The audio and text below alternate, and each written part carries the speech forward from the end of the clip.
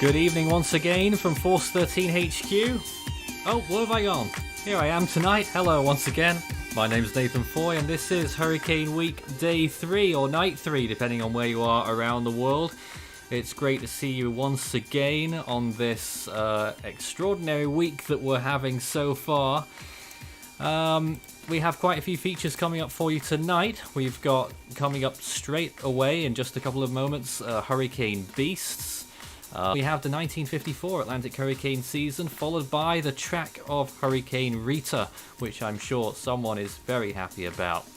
And then we have Eye of the Storm Episode 3. Ryan's back in the seat tonight after winning yesterday. And then we take a look at the top 10 new findings that Force 13 has found this year. Lastly tonight, at 2Z, which is in 2 hours' time, we've got Fury of the Storm, which is Devon's game show format. It saw a brief airing back in 2015, and I think it's really cool, so I wish them luck with that tonight as well, and you'll see some of the Force 13 team in action there as well. Alright then, let's get started then with the first section, Hurricane Beasts, and this is basically my selection of 10 hurricanes that were really awe-inspiring, whether it was in their dangerous potential or how destructive they were, or just how well they looked and their structure on its visual appearance. So we're going to start with that tonight, and here it is.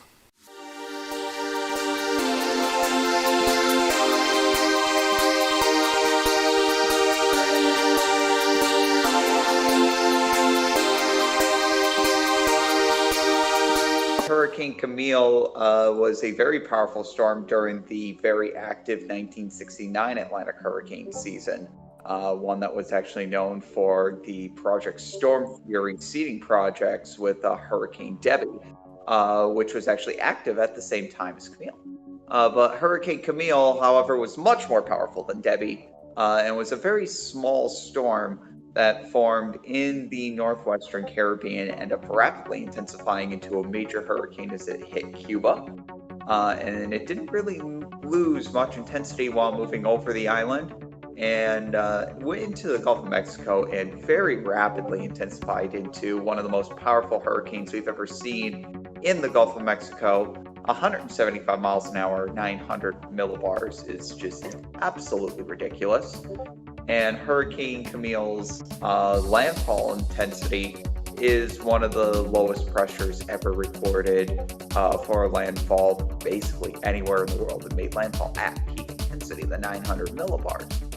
So Hurricane Camille brought with itself widespread devastation when it moved inland across Louisiana and Mississippi, although New Orleans was mostly spared because it got the weaker western side of the storm.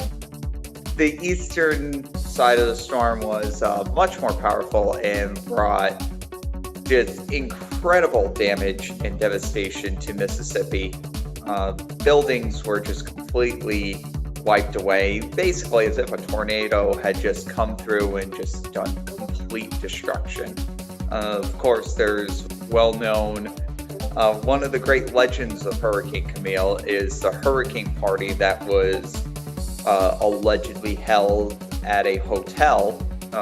These stories, some say that it happened, some say that it didn't happen. Where the truth actually lies, and we don't really know. But what we can tell you is that hotel got completely disheveled, to say the least, from this storm.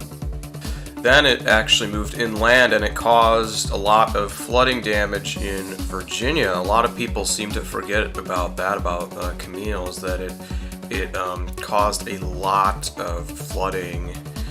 But I think, I still think that most of the destruction along the Gulf Coast is really what people think of when they hear Camille, when people talk about Camille today. Obviously, it was horrible. The storm surge was absolutely unprecedented at the time. 24 feet of storm surge on the Mississippi coast. Most of the coastline there was just completely washed away. Destruction was so much that the National Hurricane Center decided that there is needs to redefine categorization of hurricanes in the Atlantic to better represent how powerful they are, which led to the creation of the Saffir-Simpson hurricane wind scale, which is, although it has its critics, is regarded as the best scale to measure wind speed in a tropical cycle.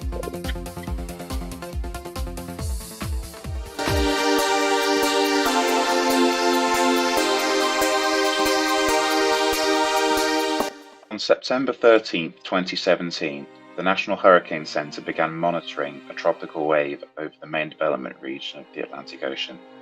Over the next few days, the system gradually organized until the NHC upgraded it to a tropical depression at midday UTC on September 16th.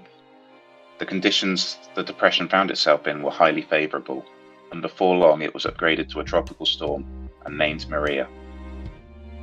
Following this designation, the storm began to intensify quickly and underwent explosive deepening, becoming a Category 5 hurricane just 54 hours after it was a tropical depression, before striking Dominica with a pressure of 922 millibars and winds of 165 miles per hour, the first Category 5 to ever strike that island. Over 98% of the buildings were damaged or destroyed, and damages totaled $1.3 billion or 226% of the island's GDP. 65 lives were lost there, and it is regarded as the worst natural disaster for that nation. After weakening slightly as it crossed the island, Maria regained Category 5 intensity as it moved through the East Caribbean Sea and continued to deepen to a peak pressure of 908 millibars, making it the 10th most intense Atlantic hurricane on record. At that time, it attained peak 1-minute sustained winds of 175 miles per hour. Shortly after reaching this peak intensity, an eyewall replacement cycle began as the hurricane moved past St. Croix, where sustained Category 2 winds were measured. After making its closest approach to St. Croix, Hurricane Maria weakened to a high-end Category 4 before making landfall in Puerto Rico, with a pressure of 920 millibars and winds of 155 miles per hour. This landfall was catastrophic and is regarded as the worst natural disaster in Puerto Rican history. Hurricane Maria's impacts would cause a major humanitarian crisis for Puerto Rico and major power outages that are the worst in United States history. Hurricane Maria was a truly catastrophic hurricane whose impacts and ferocious intensity will be remembered for generations to come, especially in the islands it impacted.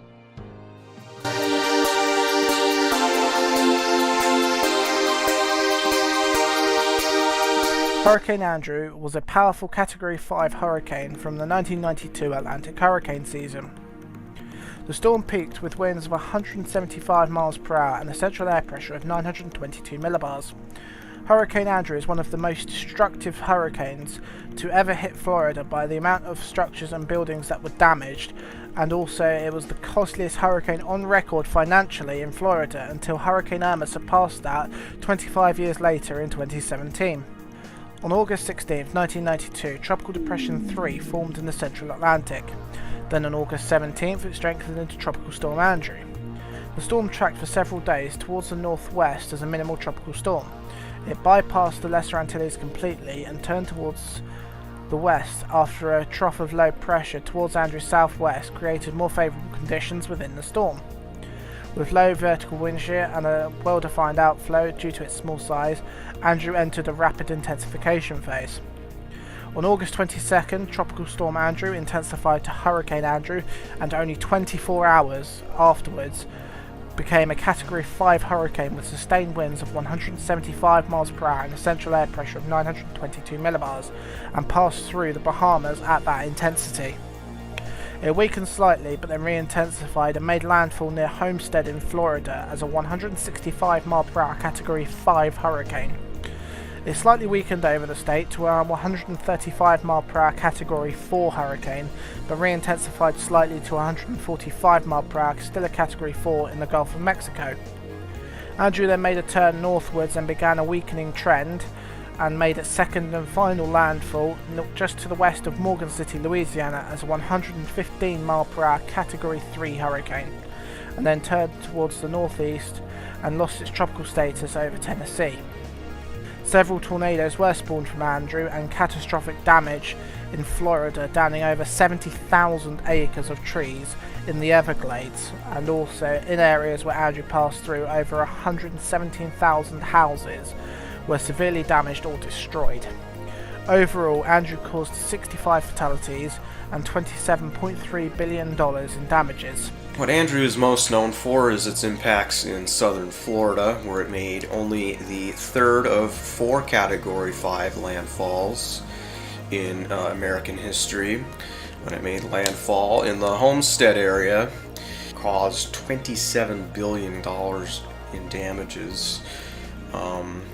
And it's still one of the worst storms to ever hit the Florida peninsula easily.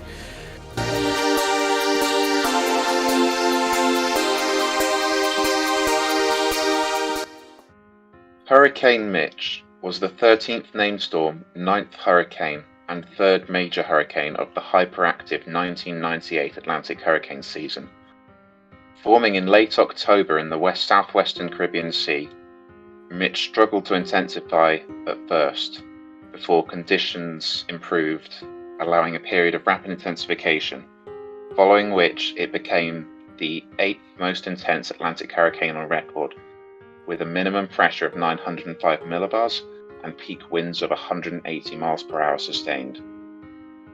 After reaching that peak intensity, Mitch turned southwards while stalling off the coast of Honduras, producing incredible rainfall totals up to or in excess of 62.87 inches or over 1.5 meters in parts of Nicaragua, making it the 29th wettest tropical cyclone on record.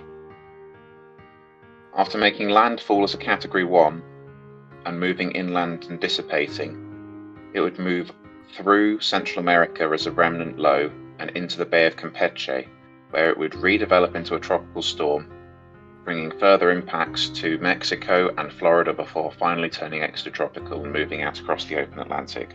The impacts of the extensive rainfall produced outbreaks of disease, landslides, and catastrophic flooding that overall made Mitch the deadliest hurricane in modern history in the Atlantic basin. The impacts of this storm cannot be overstated, with the president of Honduras claiming that it reduced 50 years of progress in a single event. Massive amounts of aid poured in to help recovery and reconstruction efforts, and to a large degree, aid was successful. However, with recent storms drawing parallels, it seems that this part of the world may be more prone to such events than we'd like to believe. It stalled just north of Honduras for days, dropping almost over 75 inches of rain in some parts of Central America. It was an absolutely devastating storm for them. It was the second deadliest Atlantic hurricane in history, behind only the Great Hurricane of 1780, and the deadliest, by far the deadliest in modern times.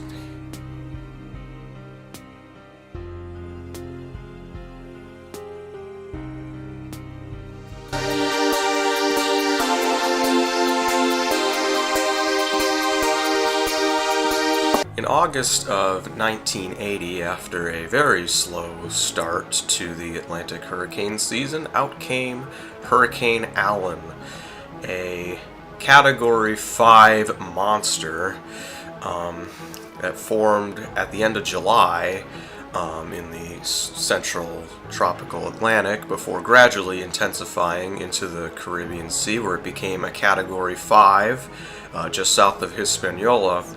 Now, when it was designated Category 5 for the first time, it had a central pressure of 911 millibars, which is another record in and of itself, being the lowest pressure ever recorded in the Eastern Caribbean Sea until that record was broken by Hurricane Maria of 2017.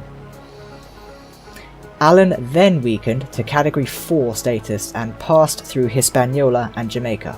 Now once it had done so, it regained Category 5 status and stayed at that intensity for over a day whilst delivering moderate damage over the Cayman Islands. The NHC recognizes this peak intensity to be 190 miles an hour, which makes Allen the strongest Atlantic hurricane in recorded history. Allen once again weakened to Category 4 status as it underwent an eyewall replacement cycle and crossed over mountainous terrain, reaching Category 5 status for a third time as it moved over the open waters of the Gulf of Mexico, keeping its Category 5 status for another full day as pressure once again fell to 909 millibars.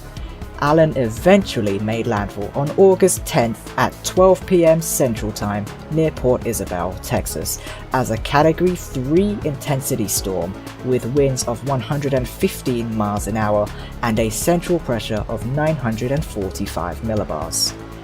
Hurricane Allen caused 269 deaths and over $1 billion in damages, which in today's money would equal $3.1 billion.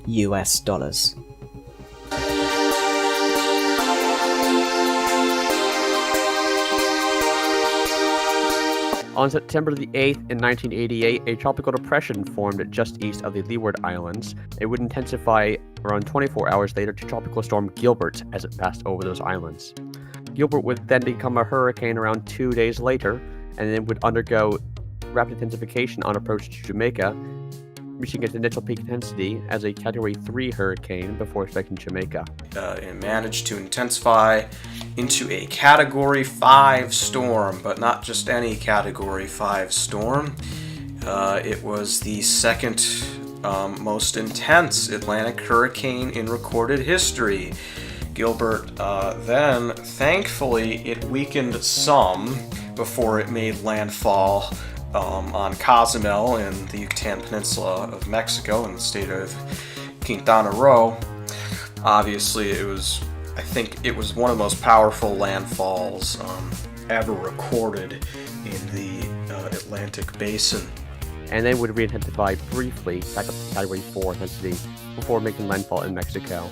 And then around 2.5 days later, it was barely traceable over the United States. Gilbert was, at the time, the costliest Atlantic hurricane. It held that record for 1 year until Hurricane Hugo passed it the following year, in 1989. Killed hundreds of people. Most of the fatalities were in Mexico, although Jamaica also received extensive impacts as well from Hurricane Gilbert.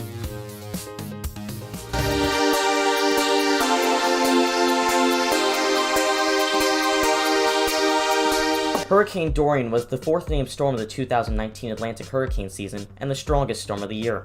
It formed in late August from a tropical wave in the open Atlantic and became a tropical storm on approach to the Lesser Antilles. It headed off towards the Windward Islands. It made landfall in Barbados and St. Lucia as a tropical storm.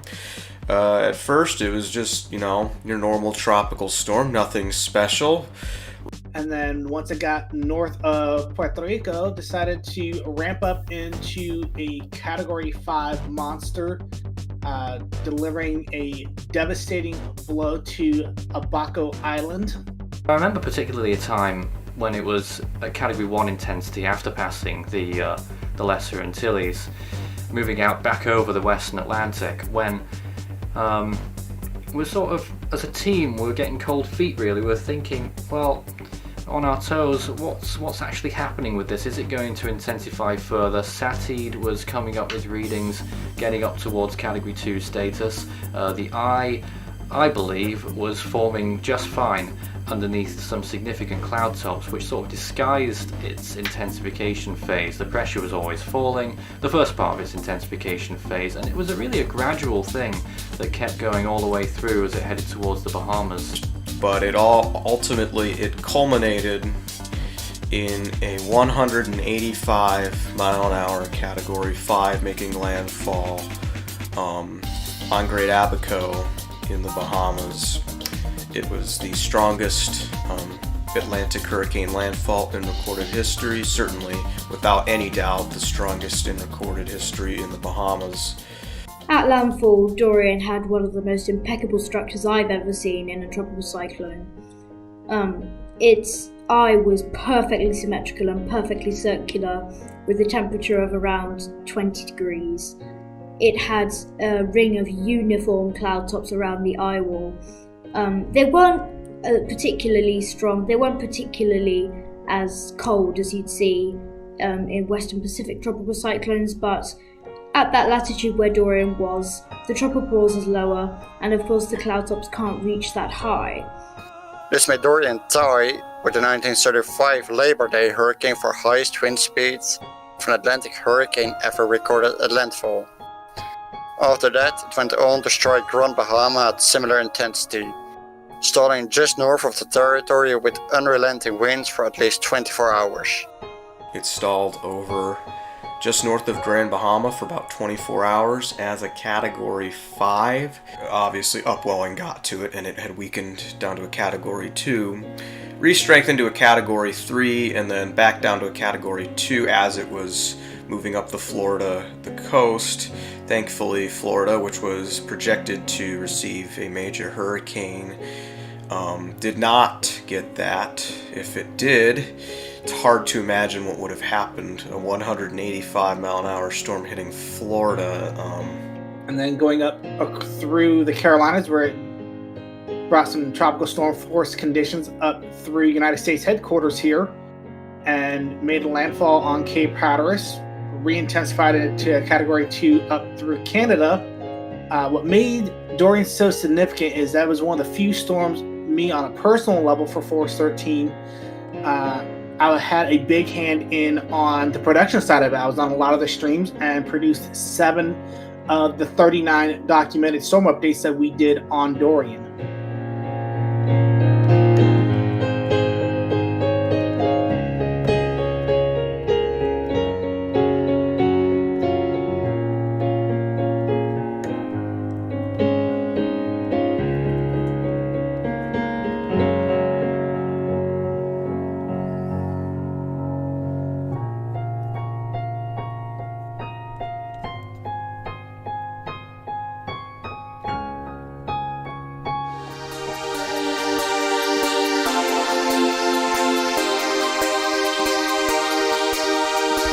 Hurricane Irma was the 9th named storm of the 2017 Atlantic hurricane season and the strongest storm of the year in regards to peak wind speeds. The storm formed in late August from a tropical wave coming off the coast of Africa. This wave quickly organized and became a tropical storm shortly after passing Cabo Verde. Irma then quickly intensified and became one of the furthest east major hurricanes on record, before then having several eyewall replacement cycles have its intensity fluctuate. And then it kind of fluctuated between Cat 2, Cat 3 as it underwent several eyewall replacement cycles as it moved off towards the west over the tropical Atlantic. Eventually, Irma got itself together, though, rather unfortunately.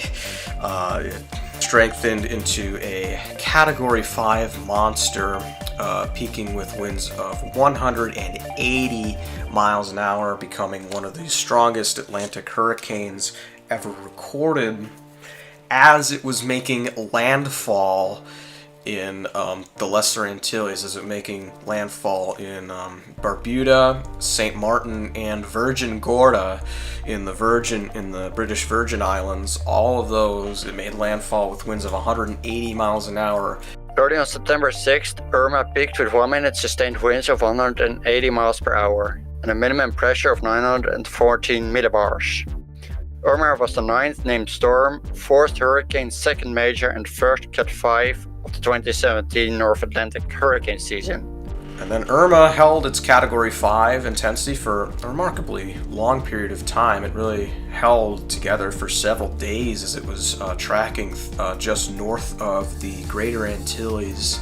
Irma marched through the Greater Antilles, making a Category 5 landfall in Cuba, the first storm to do so since the 1924 Cuba hurricane, before making its last landfall in Florida. As it was moving over Cuba, Irma weakened to a Category 2, but as it emerged into the Straits of Florida, it re-strengthened to a Category 4, making landfall on the Florida Keys. It's Category 4, and I believe it is one of the strongest to make landfall in the Florida Keys, at least in modern times. Irma caused widespread and catastrophic damage throughout its long lifetime, particularly in the northeastern Caribbean and the Florida Keys. It caused catastrophic damage in Bermuda, St. Barthélemy, Saint Martin, Anguilla, and the Fortune Islands as a Cat 5 hurricane and took at least 134 lives. In my opinion, Irma is one of the craziest and most perfect tropical cyclones to have ever formed, having the textbook shape, eye, and intensity. One of the craziest storms to have ever raged in the North Atlantic.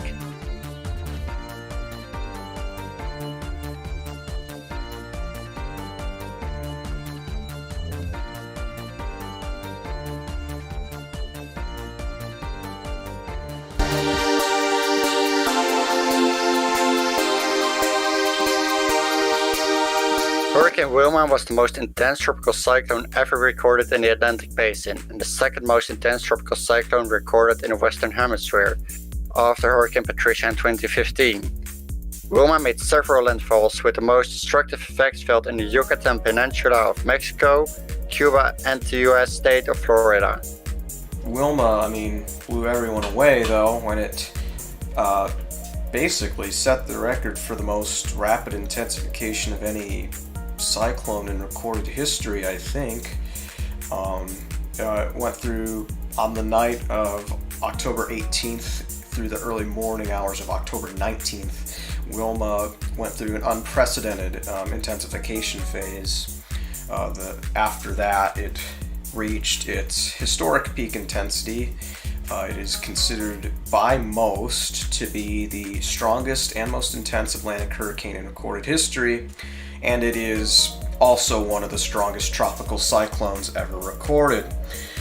Winds had decreased to 150 miles per hour before it reached the Yucatan Peninsula on October 20th and 21st.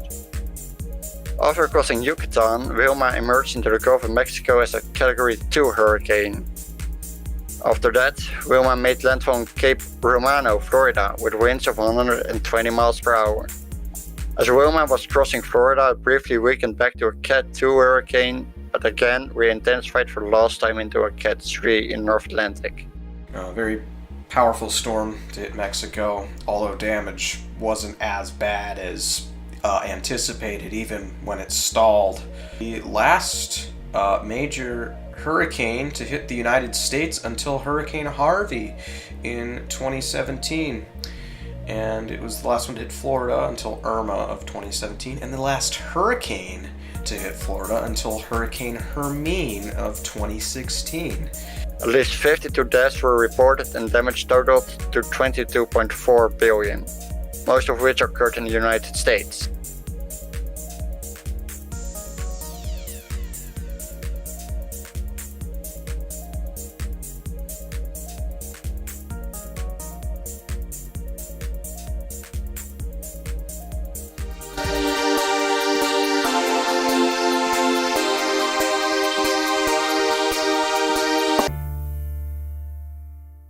In 2015, the Eastern Pacific was really experiencing near record amounts of activity thanks to an El Nino.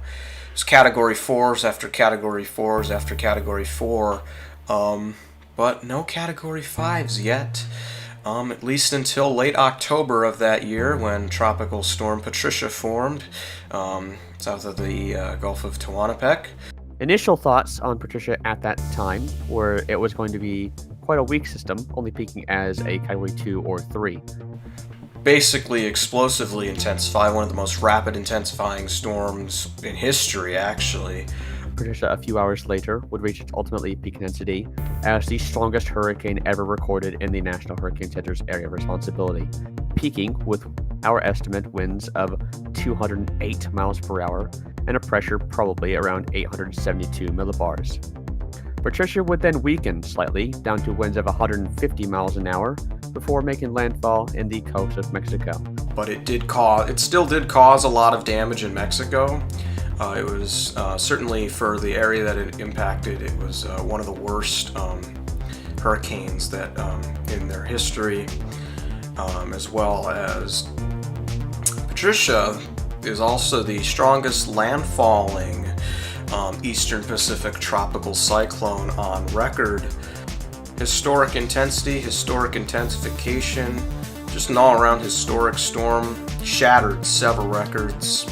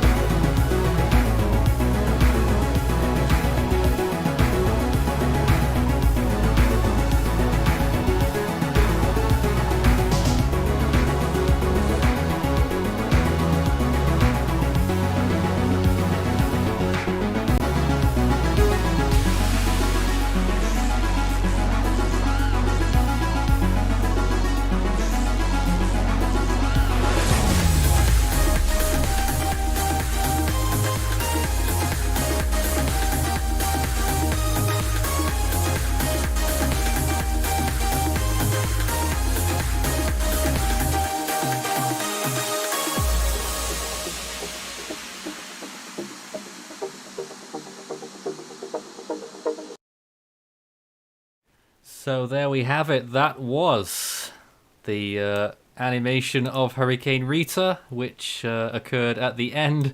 Oh, Ethan very happy about that. 1954 before that, and prior to that, of course, Hurricane Beasts. So let's cross straight over to Ethan to talk about what he thought about the Rita video. Oh my goodness. Any thoughts? It's about time that Storm got an animation. It's about time. Crikey. Yes. Well, as you can see, we've got a large team with us tonight. People come and go all the time. We thought we would use this period of time to talk about another segment, talking about how some of our members came to arrive here. And I told Ethan Thomas was on here yesterday. I told him to leave it till today. So I guess we'll start with Thomas on that. Thomas, what led up to this moment? Oh, where do I begin? It was 2013 was the year that everything got going. I can hear Thomas. Yeah, we can. I can hear Thomas. Yeah, you're audible, Thomas.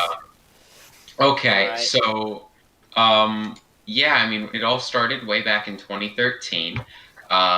It really started with tornadoes more than tropical cyclones. There was a large, violent tornado that hit downtown St. Louis Regional Airport on May 31st, 2013. I know most people remember it because of the Reno tornado, but to me, the most notable is that one because it did hit my grandparents' house. They're safe and well. Wow. Their house is fine, but that was an EF3 tornado that was about a mile wide, and so that was really how I got into weather. That was really what started my fascination.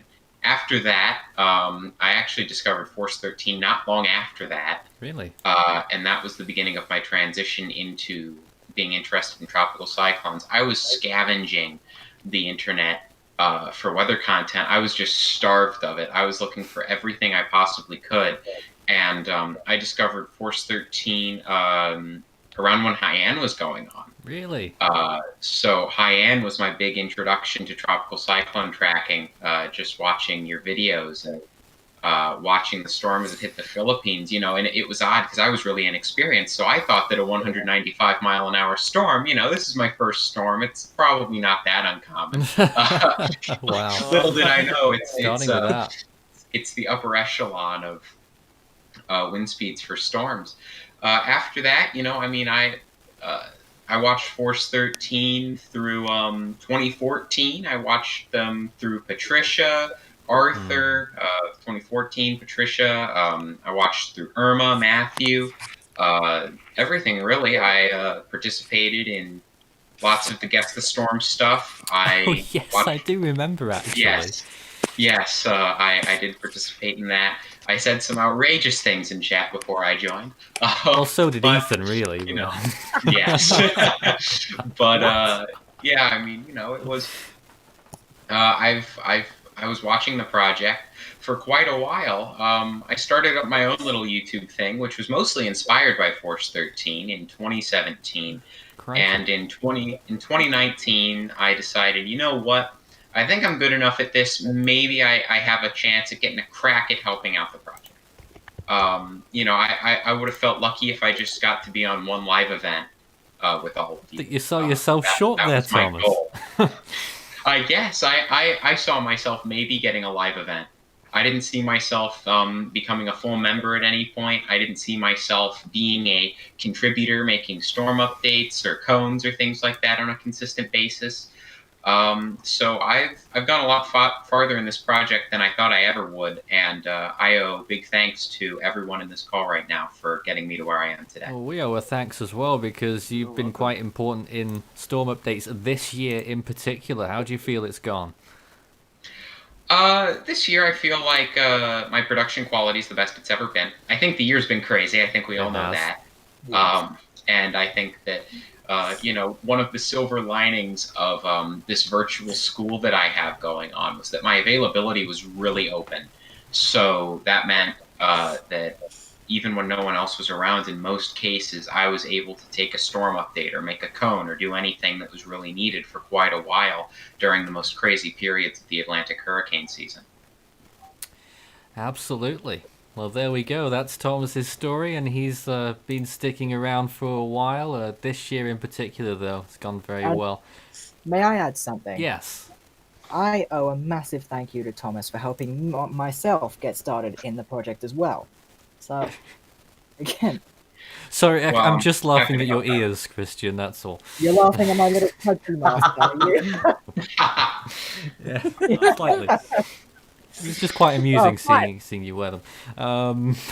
Where did they go? I just threw them around somewhere. Just throwing them. No, I found them. Okay, Ethan, you've been around for a good while as well. So, what's your journey been like? Oh boy, so my story is a little bit similar to Thomas in the start, I guess you could say, because I remember back whenever I was probably in the high-end single digits, low-end teens at my age, my family and I were driving home from our daily shopping trip that we do sometimes, and it was a very bad day for severe weather in Indiana. Several tornadoes were forecast to occur. I believe it was a high risk day. I believe. I think I recall the exact day. Which but day was it? I don't know. Was but, it November 17th, 2013? No, it's not that day. But Oh, there was okay. the sky was really dark. Everything was dark. It was crazy, and there was this bright flash of lightning. Bright black. What? There was a bright flash of lightning on the right side of our car, and Wow. I got super scared of it. And it's still in my brain today, and that's really what kick-started off my whole weather fanatic. It really took off though in late 2016 with Hurricane Matthew. That was a monumental storm for me in forecasting. I didn't know what I was doing. Just a question for both of you, Ethan and Thomas, because you're well inland in the United States. So at what point did it transition from severe weather, which is your natural spawning point, to the hurricanes? I guess I'd never say that it like transitioned in a way that I never got out of severe weather. I'd say that when I came back to the project earlier this year, I was actually more proficient at severe weather forecasting than tropical cyclone forecasting, and I've only really become better with tropical cyclones throughout the past few months as I've really refined my methodologies.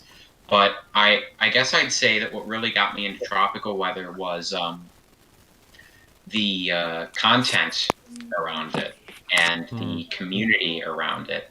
I think a lot of it also had to do with the fact that tropical cyclones weren't like severe weather in the way that, when you got home from school, you'd know that you could still, that was still there to track. It wasn't one of those things that you had to be there at the right day, at the right time to see.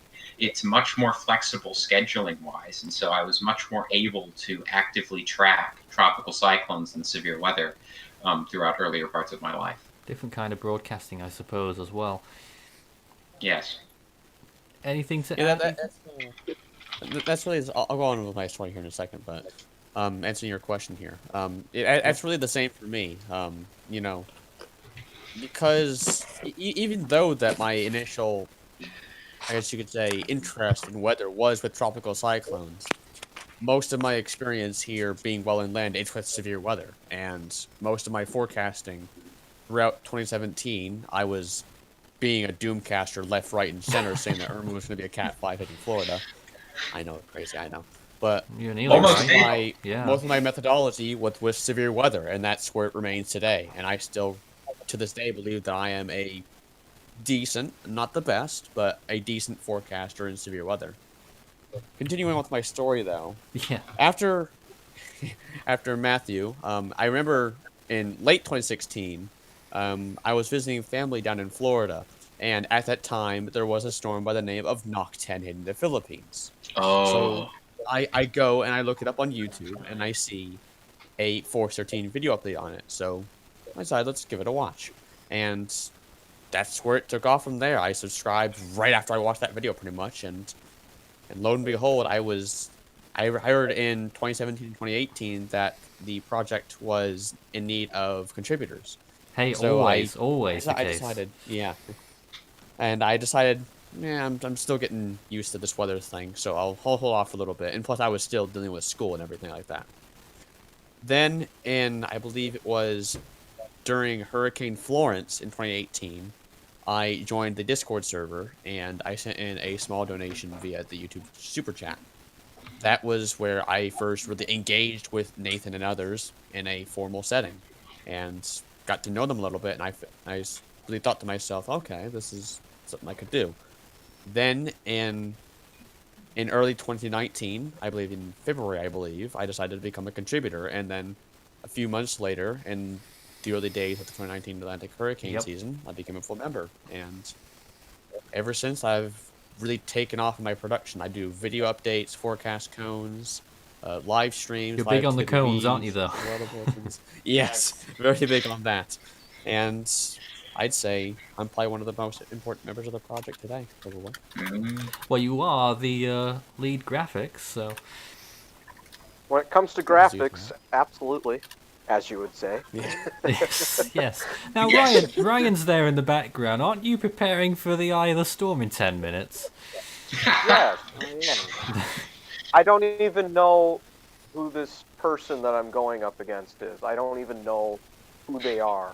Right. Their name is S in this public server. I don't know who the heck they are or what their knowledge Well, that's is gonna be nice.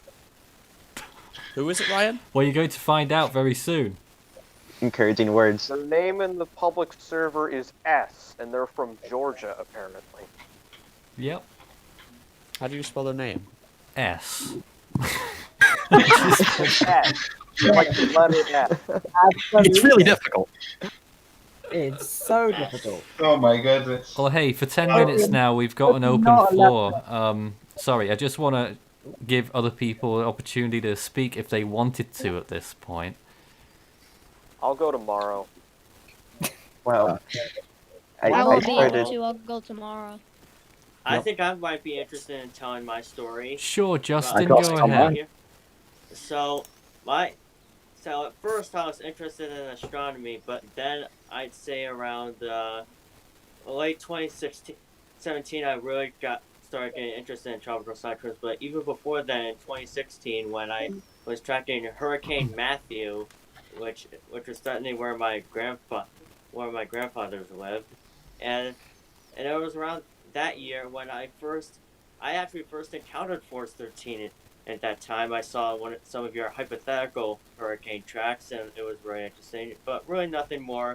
And after that, I just got back into what I was doing earlier. But then in 2017, Harvey came around, and after that was Hurricane Irma, which was the first big storm that I truly tracked. I really think that's what got a lot of people in it. Yeah, exactly. And after that, I myself. watched some of your updates on this storm. It was really good, and I kept tracking some of that hurricane season, including Marine Ophelia. And at the end of 2017, I watched Hurricane Week 2017, and that was really the first big production that I saw from you guys live. And after that I really kept. And then I kept tracking it to 2018. Where's the kept time watching gone, you by the guys. way? 3 years since Hurricane Week 2017. Wow. Yeah, which is the last big Wow. week. And then in 2018, and that was after that I really started watching you guys, and into 2018 with all of those storms. And then in February 2019, there came this. You put out this calling for more contributors, as Ethan mentioned earlier. I also popped in. My That's right. first live stream was with Typhoon Wu-Tip, believe it or not, and which is a very interesting storm. And after that, I've appeared in some live coverage, and since then, particularly Hurricane Dorian, I can recall. But I admit I haven't really been into that much live events this year. But what you have mainly done, because Justin, this the year in live- particular, you've been part of the Cyclone History Task Force, and you've been producing a lot of historical graphics, storm tracks. Yes, I have. Literally hundreds. I don't know how you did that. Yeah, let's just say I had a lot of time on my hands, and I produced 270 Pacific Typhoon tracks over the course Are you of 2 to kidding me? 3 months. Oh my god. Man, we really did have a lot of time on our hands during this year, didn't we? Before just late July. Yeah, it was just something that I wanted to do in my spare time, I guess. And I admit, I'd really like to contribute more to the project in the future, especially next year, as I'm interested in joining the graphics team, so I can start making some update graphics and all that. I mean, basically, really we're can't wait. sort of holding on till the end of Hurricane Week, essentially, before we go on and tear everything down, do a big, massive overhaul as we do at the end of every season. So who knows what we'll be doing next year. I'm sure whatever we come up with, it'll be better. I'm looking forward to that I as well. feel like to be we honest. have a lot of potential next year. Indeed. I really Yeah, it's can't going to be a wait very to see exciting what- time. So how long have you been in this room, Strat? I didn't see you earlier. Literally the whole time. I know I'm like, Oh, I'm I sorry. know I'm sorry. You're I so understand prominent. I'm vertically I challenged, but I don't completely- think that's a lot of time. Well, we've got 5 minutes for turn to speak. Got 5 minutes for viewer questions. So I just want to take a couple. There's questions about when will the track of Eta and Iota come out. I can tell you first of all, it's Zeta that's coming out, and that will be aired. When's that? I think it's. Is it? Hold on a minute. That's tomorrow. Zeta and Eta tomorrow, both coming out. Iota is coming out on Saturday.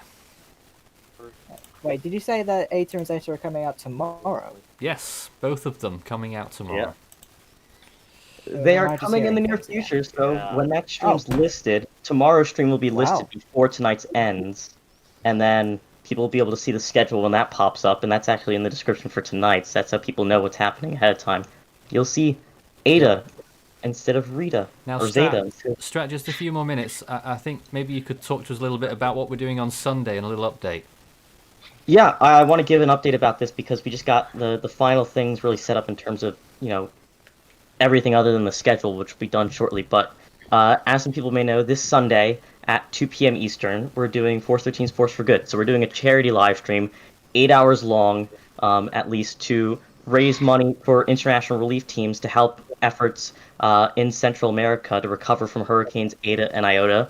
The developments this week that really finalized everything for us is the confirmation that 100% of all proceeds from our drive, that's found on Tiltify at the top link in the description, will be going only to Eta and Iota relief in Central America. So everything that you donate is going specifically to those causes. And the other development today, actually, is that the link for donations is now available. We were waiting for that to be finalized, and that's now public. I tested it with a $1 donation and message, and that's there it works. So that's the first link in the description now. So if anyone is not available on Sunday to watch the stream, but still wants to donate now, or they know family or friends that are in a giving mood to really help those in need recover from these terrible storms that have happened this year, it's that first link in the description right now, and you can feel free to donate to that even before the live stream actually occurs. We have some donation goals there right now already, 3 of them. One of them technically been reached already from Monday's contributions before this thing was finalized, so we're already doing Bean Boozled, but the $500 donation goal is for one of us getting ice bucketed live, and the $1,000 goal is I have to wear this squirrel suit on a live stream, and I can pull that up. I can pull the head of that up for you real quick if you want, because it looks. No, keep it a surprise. I'm not gonna wear it. I'm just showing it. Keep it a surprise. Don't do it, Strap. Don't do it. I won't do it. All right. Don't do it. No one gets to see it unless you get to the $1,000 then. But we're gonna that's how it should be, Strat. Come on. We're gonna do our best to really make a difference You've for never those. done this before, have you? No, but I'm trying my best. Don't spoil the surprises. In terms of, and while the final schedule isn't set yet, I can tell you about some of the things that will be included. We're gonna have numerous Guess the Storm segments throughout the whole show, I guess, the telethon almost. One at the start, and the others will be based on donation goals. So, $750 is probably going to be the next segment of Guess the Storm. So you're going to win a second hour of Guess the Storm if you get that amount. And then after that, we might get a third segment of Guess the Storm, and afterwards, if we get up towards $1,500 or $2,000, even though the original goal right now Strat, is only $1,000. If any of the viewers have any suggestions for content or things to do, are you open to that right now? Yeah, I'd be open to hear some ideas. We do have some other games that we're going to be mixing in throughout. So we're going to have a Minecraft challenge, and part of it that's going to have incentives for people to chip in and help those in need, and in turn torture us. And we're going to be having Among Us in a similar vein as well, again. And then we're going to have some Rocket League potentially, and then some Jackbox as well. In particular, we already have plans out that will be announced pretty much in short order ahead of time of the event of how specific donations for Guess the Storm during Guess the Storm segments and the Minecraft segment will screw up the team or a person in a certain way. So it's an extra incentive to give to those in need, being able to have a direct influence on the actual stream and the event ongoing, on top of those other contribution goals. So I really hope everyone's able to come up at 2 p.m. Eastern Time, 7 p.m. UTC. 8 a.m. in the Philippines, because I know we have a good Philippine audience as well, and we really appreciate them too. 3 a.m. is the start time in the Philippines, I'm sorry. but it's going to be going on for a long time. So feel free to bring not just yourself or other people that are into weather, but friends, family, employees in the workplace that you know or that are wanting to really contribute to something to make a direct difference. We're really hoping to help those in need in Central America after these 2 devastating storms. We've been wanting to do this for a little while. We in previous seasons we sort of struggled to find something that we were happy with. Now we've finally got that this year, so we're really going ahead with that. So that's this Sunday. We're doing that kind of incentive strat where like you donate and you get to screw us up. It depends on the game. There's 2 already. So, for example, I'll just give, like, I guess, brief cheat codes into what's going to be going on. In Guess the Storm, certain donation amounts will make it so that the team can't guess for a certain time period. Strat, we've got 8 hours. Can't we all explain it all during the 8 hours? We will, but, you know, and also... We got some ideas for it. I'll be putting the link in if anyone wants to donate early right now. It's also the top link in the description.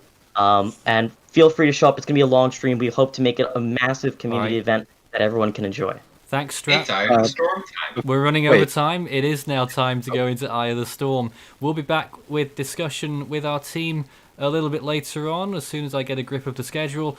And now let's begin our game show.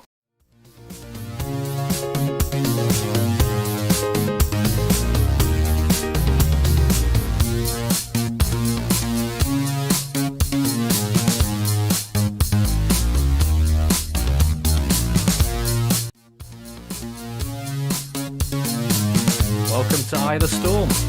Here we are once again. There we go. Hold on a minute, I'm on top of Ryan's face. There we go, that's better. Good evening, welcome aboard. This is Eye of the Storm. Ryan Leahy is hoping to win another game tonight. If he does, it's a Force 13 pillow up for grabs. And if he doesn't, then it's going to S. Hello S, good evening to you as well. Nice to see you. Can we hear each other very well here? Hold on a minute. I hope we're not having the same issues as last time. Yes, I've got you there, Ryan. There we go. I think you've got a slightly better signal with us tonight. Excellent. Alright, so, is it S that we'll be referring to you by the whole stream, yeah?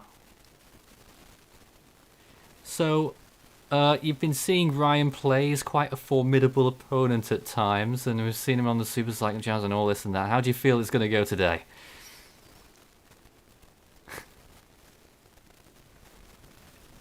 We're glitching a little bit. Oh, hold on a minute. We're struggling to hear anyone. I was talking to myself for 10 minutes as well, Ryan. You know, that happened last time. You remember that?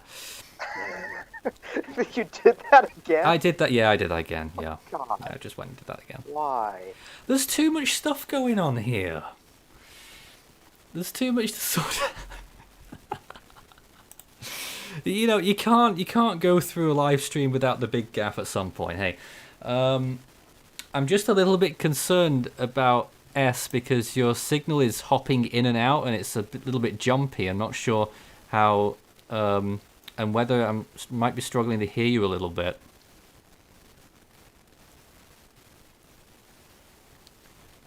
Yeah, I can't hear you at all right now, actually, so we'll need to sort that one out first before we start any of the rounds. Shall we do Ryan's first round and see if we can go on from there? Sure, I think you've got a pretty good hold with me, at least for tonight. So. Alright, why so not? this is night 3 of Eye of the Storm. The winner will advance to the next day's contest for even more prizes and will face off against any other daily winners on Friday's finale. If there is only one daily winner, which there isn't now, so I don't need to read that bit out at all, actually. So we're guaranteed 2 winners in Friday's show, and if S wins tonight, then we'll have at least 3 people playing on Friday. So, Ryan, here is your first round. Are you ready? Ready as I'll ever be. 60 seconds on the clock. Hopefully nothing will break too badly. And let's find the right thing. Here we go. Questions. In which part of the ocean did Hurricane Matthew peak? Caribbean Sea. Correct. Hurricane Sandy struck the United States in the last week of what month? October. Correct. Cyclone Gatti occurred in which month? November. Correct. Which peninsula did Hurricane Paul strike in 2012? The Baja California Peninsula. Correct. How many Greek letters have been used in the 2020 Atlantic hurricane season? 9. Correct. Tropical storm Amika formed in which basin in 2010?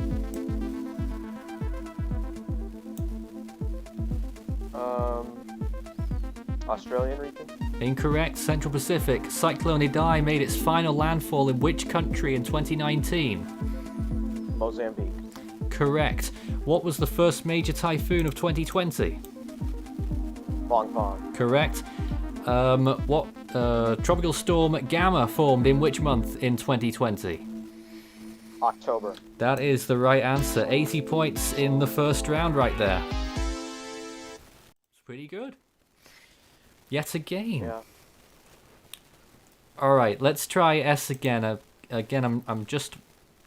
We heard little bits earlier on. I'm just hoping that we can get things going properly here. Can we hear you? Nope, I've still not got audio. Which is a bit of a problem. But it was working at the very beginning. I heard you very briefly. So I know it was... Because when we do this, it's pretty off the cuff, so we don't have much time to do testing. That's why sometimes we run up into all kinds of issues.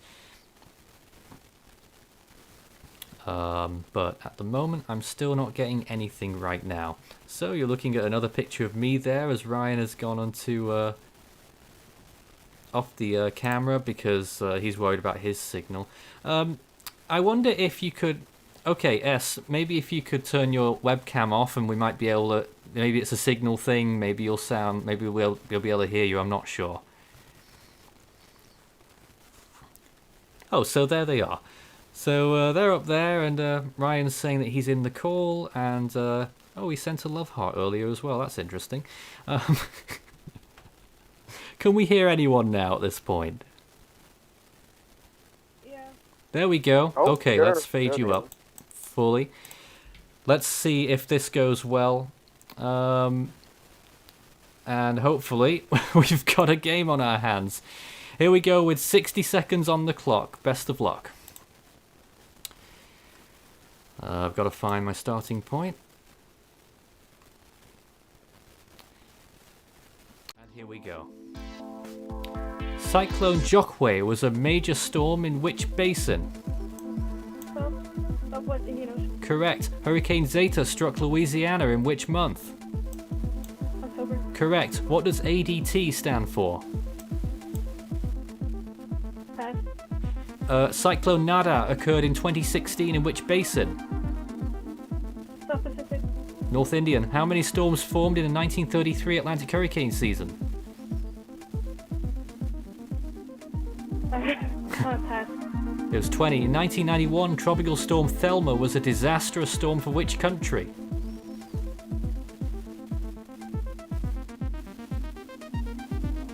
Oh, wait. Mexico. Philippines. In 2005, Hurricane Epsilon peaked at what category? 6. 1. Which part of Australia did Cyclone Olivia strike in April 1996? Australia. Which part? Northern Australia. Western Australia. Sorry. Oh, so a few close calls there, but unfortunately only 20 points in the end. But there's still a lot more to come just yet. We've still got Guess the Storm, and that's coming up right next. And who knows what we'll have on the Guess the Storm stakes this time around. So apologies, we'll have to deal with that big Discord window because it's just me on the webcam just at this moment in time. No pressure on you guys because I know your signals are a little bit buggy. But now I've got to press a few buttons, and I'm not sure how exactly we're going to do this whilst staying out of the... whilst keeping it interesting. So I'll just whack up that logo for a moment. Whilst it's like the stage curtain that just comes in, and then as we load up this screen, and we will load up the scores. We'll be with you in just a moment. And here we are. Wonderful. We're here with everything, and you can see us up there in the top left-hand corner, live output and all that. Are we ready for Guess the Storm? Yep. Sure. Okay, here we go then. 10 storms that will be shown over the course of the next 10 minutes. And you'll get a maximum of 60 points if you guess it within the first 10 seconds, and then it will start dropping a little bit. Can you both see the screen? Unfortunately, I can't right now. You can't see the screen? No. Oh. That's a concern. We're really getting played by the technical difficulties tonight. So you're not able to see us just now.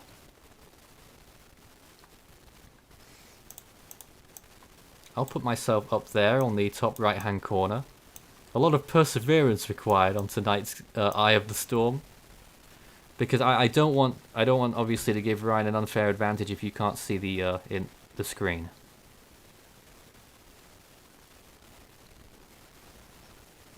I'm not sure how we go about this. Ryan, any comment?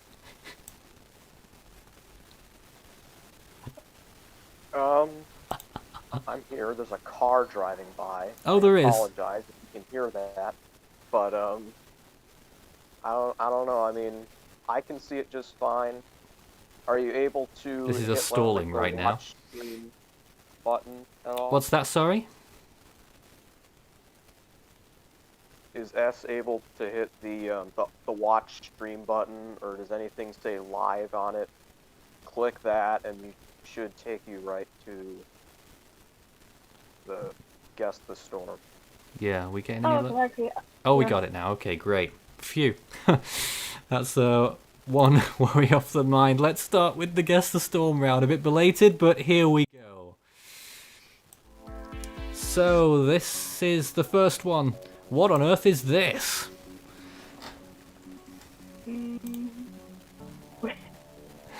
First clue appearing now. A Pacific typhoon?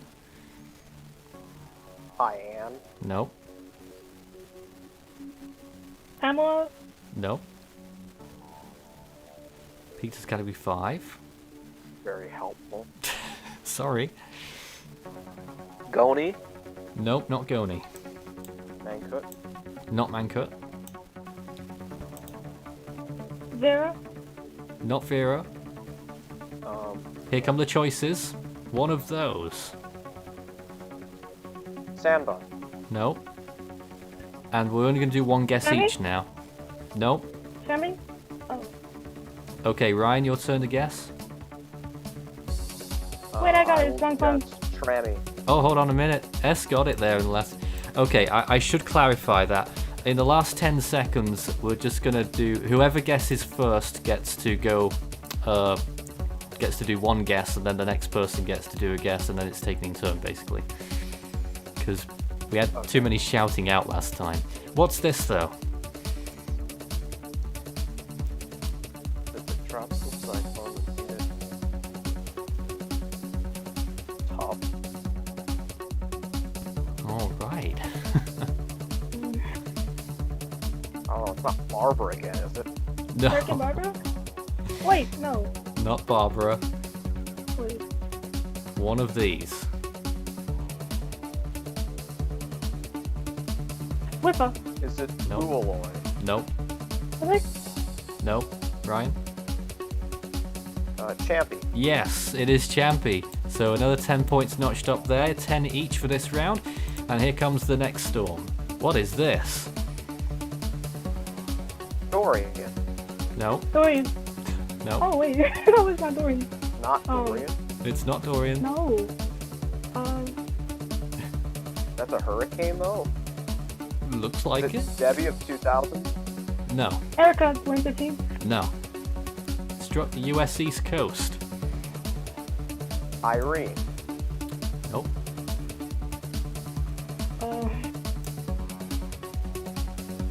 Pete's And, category. oh, wait, no, no, that, no, no. Here come the Sure choices. it's not Irene. One of these. Is it Homer. Nope. Ryan? Bertha? Yes. Bertha, you Bertha? just missed out on the 10-second point there, so it's Oh, 10 I didn't- points. 100 to 30. It's a slow and steady race, this one. What's this? Olaf of 2005. Nope. Now, we have to know our Is it Pam? South Pacific for this. It isn't Pam. Monica. Nope. Category 5 Peak. Formed near Van Watt.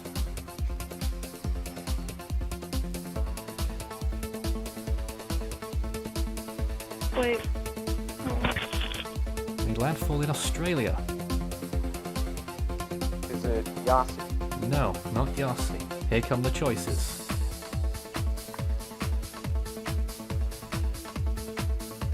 Rita. Nope. Ryan? Oh wait, Ingrid. No. Ingrid. Ryan?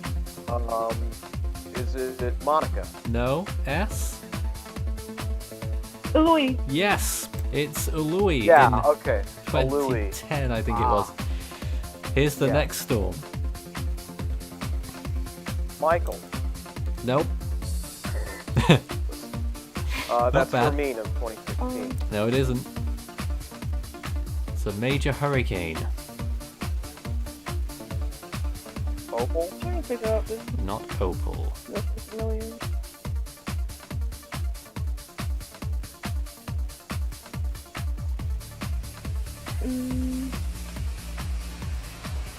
They're thinking hard on this one.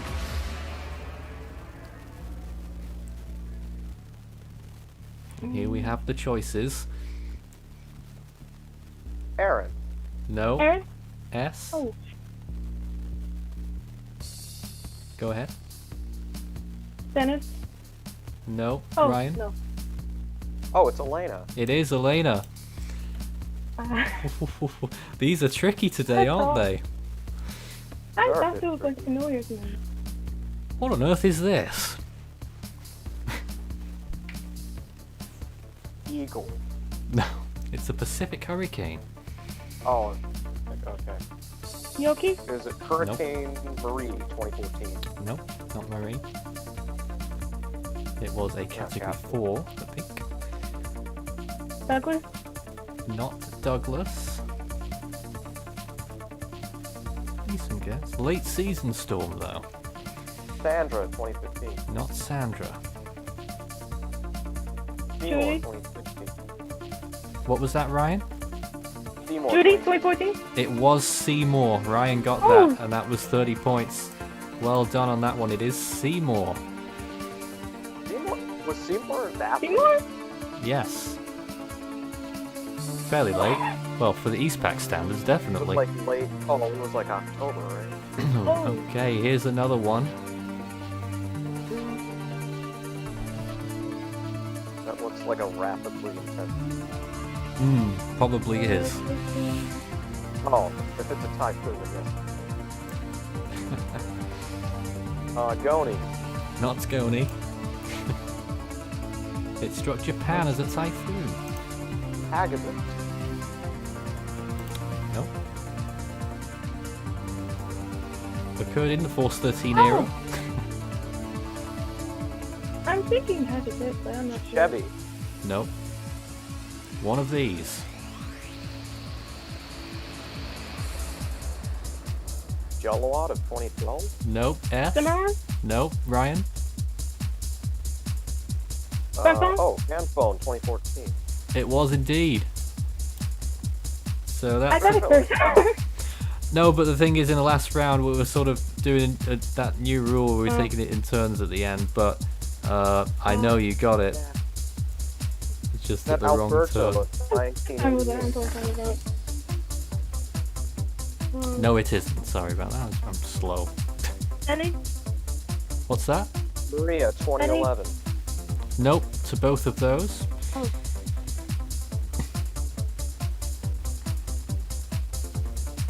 The Perfect Storm?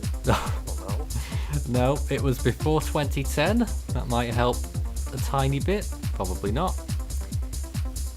Kyle, 2008. No, these minutes go quickly, don't they? D, 19. No. F. Oh, wait, no. Oh, Danielle. Gustav. Danielle. No. Ryan. Danielle. Gustav of yeah. 2002. No. S. No one got Michael? it. It was Michael. You just missed it. Michael? Oh, It was. 2000. Yes. That Now- wasn't a major. Wait. I don't think it Oh, said wait. major, did it? No, it didn't. I just realized. Here's an Atlantic name storm. Marco. No. Decent guess, actually. Gamma. No, it made multiple landfalls. As you can see. Good in October. Rena, 2011. No. And here come the choices again. Michelle. Hannah, No. 2014. Yes, it was Hannah. Well done, Ryan, on that one. 170 to 40 so far. Well, there's still some way to go. And what's this? What the heck is that? What? How am I? That's a strat storm right there. It Oh is my a strat God. storm, yes. It's clearly a strat storm. Is that Colin? Oh, wait. 2016? No, it's not Colin. PTC 10? Hey, it's got a name. Wait. Rebecca was Um, 2019. Nope. Later became a significant hurricane. Dorian? No, Ophelia? no. One of those. Harvey. No. Wait, S. Harvey? Oh, you know it. Wait. Think carefully. Lily. Oh, I know this. This is Laura. It is Laura. That's the Laura right did answer. look like that. I remember that. Yes, Laura looked like a remember that. Oh, that's it. That's the end. Oh, sorry about that. Well, that is the end of the Guess the Storm round, and I wasn't expecting that. So it's Ryan 180 and S 40 at the end of round 2, and that means we are now halfway through the game, and I forgot to turn that off, so that was a very awkward transition. Nonetheless, there we are right now. There's still a lot to play for. We'll be taking a short break to give you another little message about our charity drive on Sunday, and we'll be back in just a minute or two with part 2 of tonight's Eye of the Storm. Don't forget, on Sunday, Force 13 is running its inaugural charity fundraise, Force 13's Force for Good, where we'll be streaming for 8 hours doing lots of fun stuff on Sunday, raising money for international relief teams in the wake of Hurricanes Eta and Iota. Go to tiltify.com/@Force13 for more details and to donate.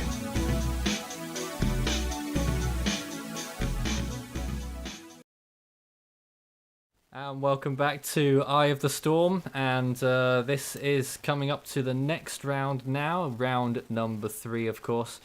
And this is the random subject round. Now we've only got 2 possible subjects because I'm slow and haven't written enough questions. We have got health and geography tonight, which is an interesting combination. But because S is trailing, you get to choose first tonight. What would you like, health or geography? I'll choose geography. Geography, and that's probably what I would have chosen as well. Ryan, do you know your health? No. Actually, I might. I don't know. You might do, might do. I'm not like a geography geek at all, so I don't know. About this All right. 12 questions if you get to the end. 60 seconds on the clock. S, you're going first in this round. And here come the questions now. Suva is the capital of which country? You said Suva? Suva. Pass. Fiji. Where would you find the Yangtze River? In China. Correct. Which country formerly ruled Iceland? Finland. What was that? Oh, it's Sweden. No. 8 of the world's 10 highest peaks are found in what nation? Asia. Nepal. Which Colorado mountain range contains the Continental Divide? Repeat the question. Which Colorado mountain range contains the Continental Divide? Rocky Mountains. Correct. Acapulco is a city in which Mexican state? Veracruz. Nope. On which continent would you find the Rhine River? Germany. Europe. Which rivers... I'll give you that point. Which river's water is controlled by the Aswan Dam? Oh, I can't speak today. Oh my. Let you answer that one. Kind of missed the question, but it's okay. That was the River Nile. So, Ryan 180 and S on 70 points there. Ryan, now is your round with health. Are you ready? Great. Health. I have animals and then health. Yeah, why not? Okay. Like, Maybe what is someone's health? trying to An send you a enemy? message somewhere. What was that? Like, what exactly is the health category? You're about to find out. Oh no. 60 seconds on the clock for our leader. Here we go. You might do well. What is the largest joint in the human body? Biceps. Nope, knee. The mandible is located where? In the chest.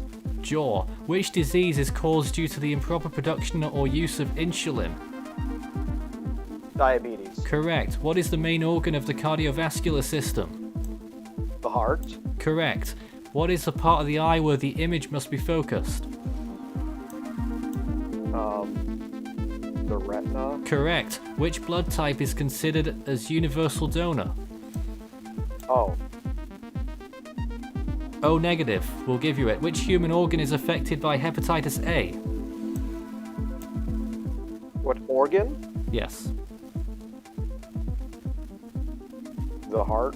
Nope. Liver. Oh dear, I can't speak. I'll let you finish this one. Erythrophobia is an abnormal fear of what?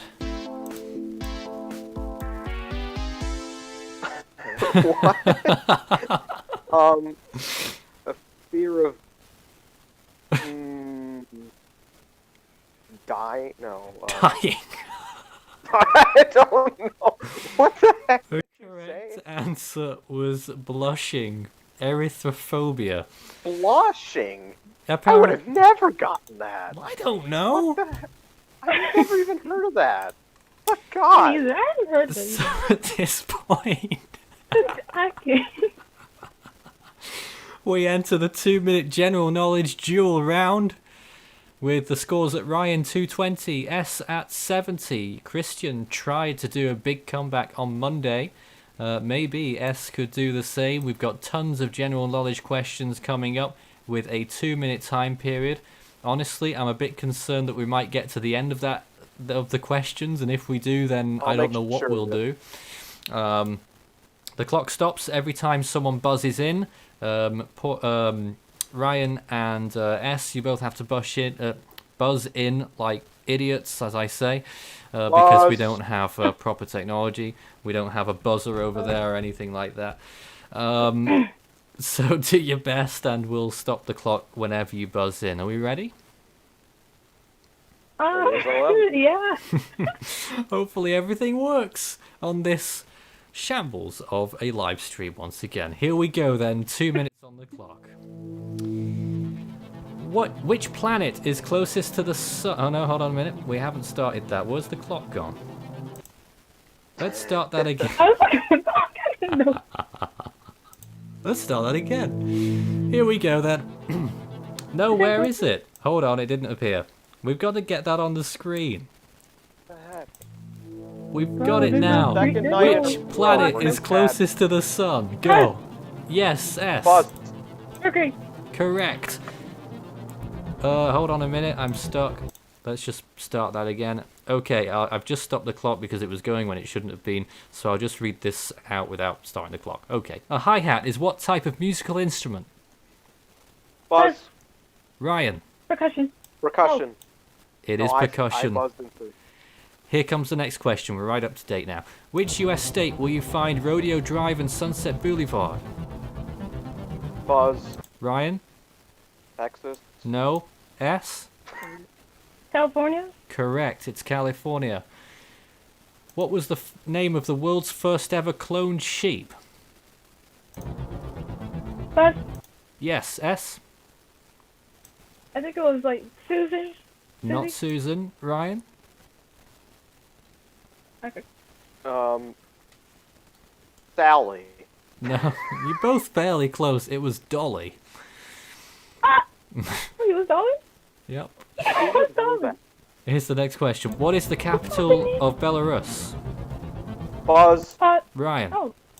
Minsk. That's the right answer. What star sign is given to those born on New Year's Day?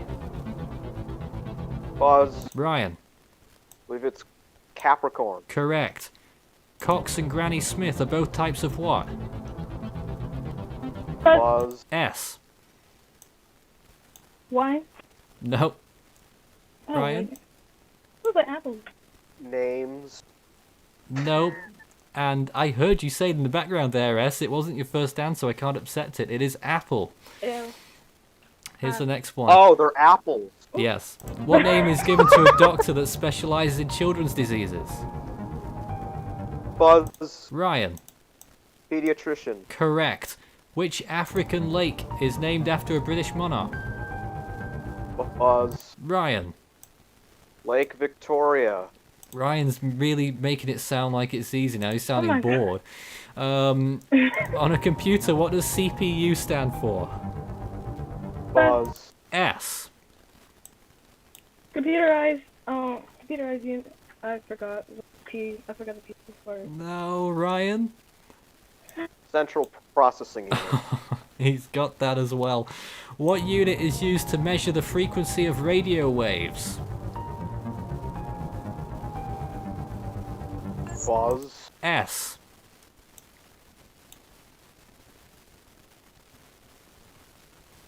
You got a comment?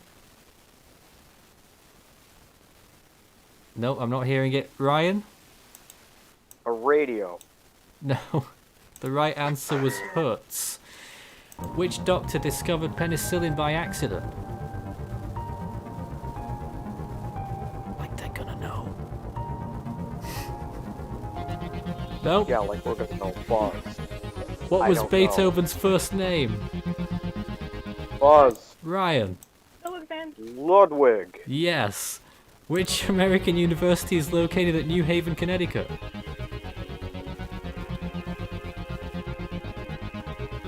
Anyone? Shoot, I don't know. Buzz. Ryan. Yale. That's the right answer. What? That was a guess. Okay. Who is the Norse god of thunder? No one knows. No. Mount Olympus is Hurricane Man. located in which European country? Buzz. Ryan. Greece. It is Greece. Which musical instrument is Vanessa Mae famous for? No one knows. It's so sad. Sorry, what? Which country's name is Spanish for rich coast?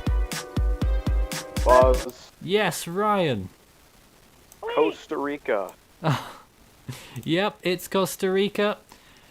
Which stimulant occurs in tea, coffee, and cocoa? S. Caffeine. You've got to 100 at least.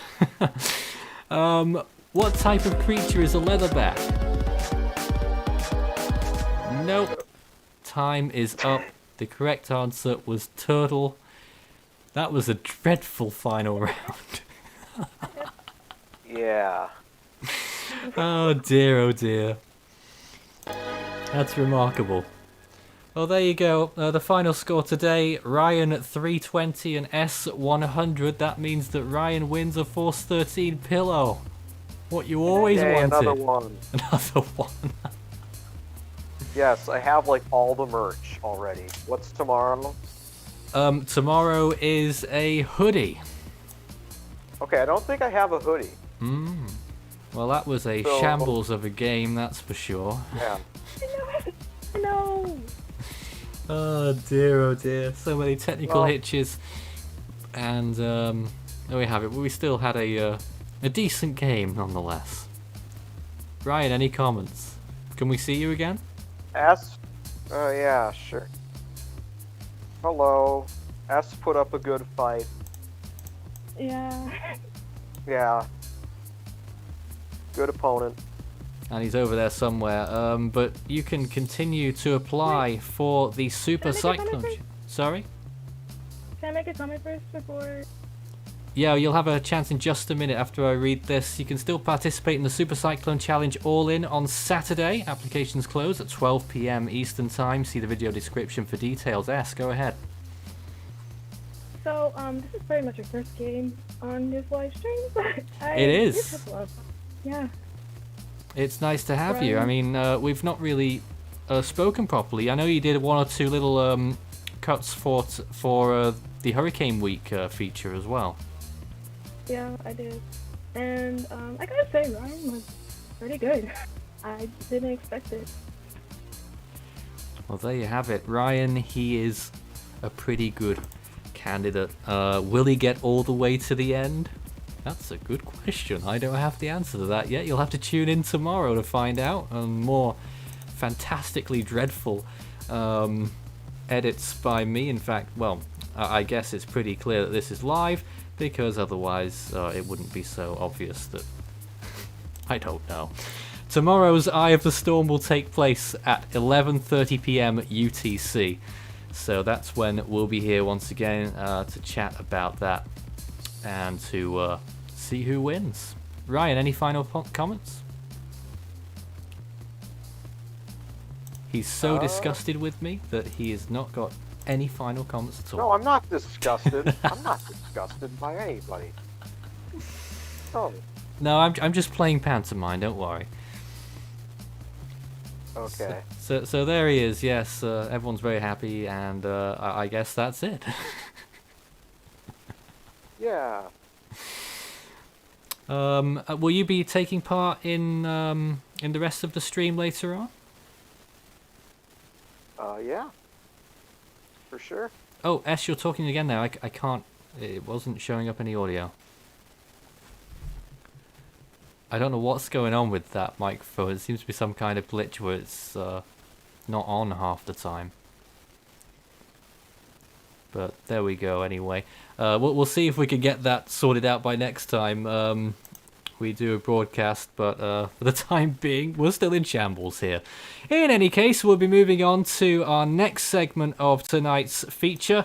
I know you can't see me right now, but we will be showing the next documentary piece, which I believe is Top 10 New Findings. Now, that's something that I'm rather pleased about, because it's something that's pretty much got all of me in it, because I've been the one doing all of the history research in the last year or so. And I think it'll be very interesting to see some of these new finds that not many people will be aware of. So here they are.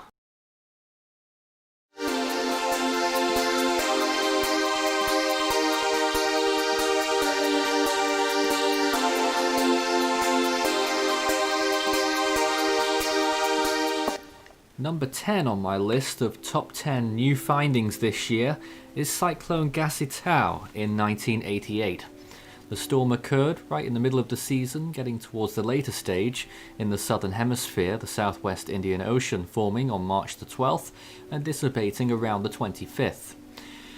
According to the JTWC, this storm peaked with winds of 150 miles per hour. Réunion went much lower with something like 110 miles per hour at its peak intensity. However, reanalysis by us on satellite analysis shows that this storm probably reached Category 5 status not once, but twice, and on the second occasion reached its probable peak intensity at 180 miles per hour and a pressure of 898 millibars. Unfortunately, geostationary satellite quality was appalling, and there could be grounds for upgrading the cyclone beyond the intensity of any others in the southwest Indian Ocean analysed so far.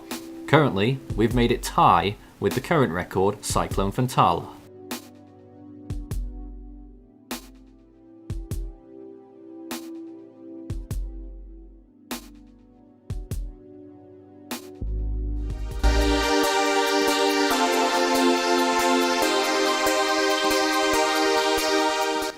The next new finding on my list was Cyclone Honorinina, which formed in March 1986.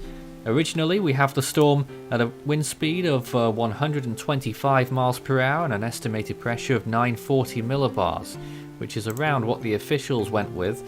Although recently we've uncovered the satellite imagery of the storm showing that it was much stronger, with a clear eye and very high cloud tops, suggesting this storm was probably 175 miles per hour at peak, an estimated pressure of 901.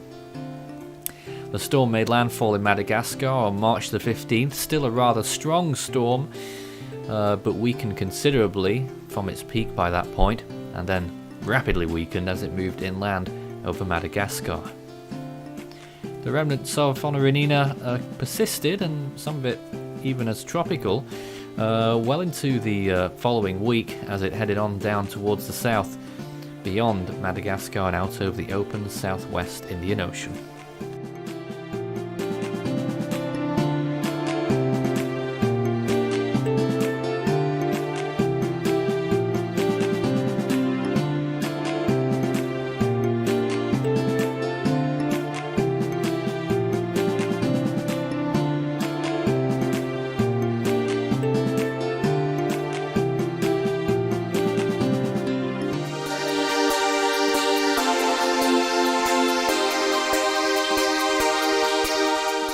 The next one pertains to a very interesting sequence in the tropics in the South Pacific in January 1985. Cyclone Rita formed to the northwest of Samoa and moved towards the south, passing just east of Tonga, a fairly weak storm. Behind that was Eric, which formed to the west of Vanuatu and moved through Fiji and then out through Tonga towards the southeast. Following that was Nigel and Odette, and Nigel is the most interesting one out of the lot because this storm formed off the coast of Australia and, like all the others that we've mentioned, moved eastwards. Nigel moved so far east that it started off the east coast of Australia and is the only storm to start from its current position to actually make landfall over in Fiji and Tonga, which it did, and then it continued eastwards a little bit longer before turning towards the south, then the southwest. Not only that, but this storm has received an enormous intensity upgrade by our reanalysis team. Initially just 60 miles per hour on our records, we've now put it at 150 miles per hour and a pressure of 922 millibars due to its excellent satellite appearance.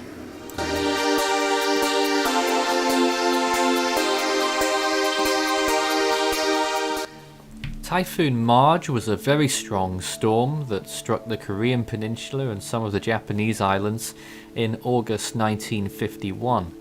Now, on the face of it, it doesn't look particularly interesting, especially if you go by the Joint Typhoon Warning Center, which declared this storm to peak with winds of only 115 miles per hour, yet inexplicably with a remarkably low pressure of 886 millibars. So it became quite clear that one of these values is wrong. The question is, which?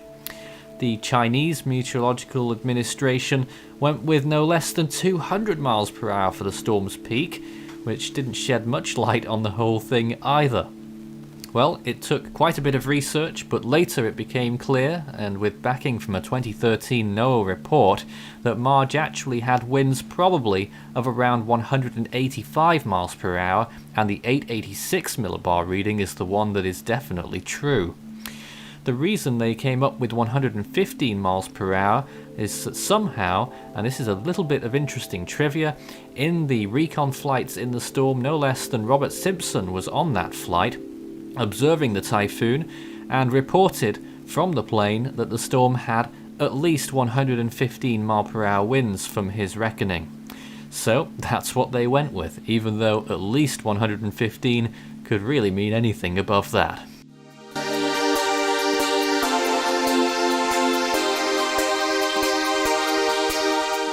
Most people recall Typhoon Nipatak, which occurred in 2016. It was a very dull start to the season until this storm shook everything up in July. Now, a Category 5, obviously, and there's still quite a bit of difference in some people's estimates of the storm's intensity. First you had operationally that buoy near Taiwan, suggesting that the pressure could have been 897 millibars. That was apparently discounted, and then apparently it went with 900 millibars, and that's what we ran with at the end of the season, 175 mile per hour winds and 900. However, new analysis has come to light this year, calling for an upgrade to the storm based on new satellite eye temperature data, with a highest recorded temperature of the eye from satellite of 29.6 degrees, analysis assuming a conservative 2-hour smooth average of 28 degrees Celsius, which merits the storm a 10 mile an hour upgrade to 185 miles per hour, and an estimated central pressure now down to 887.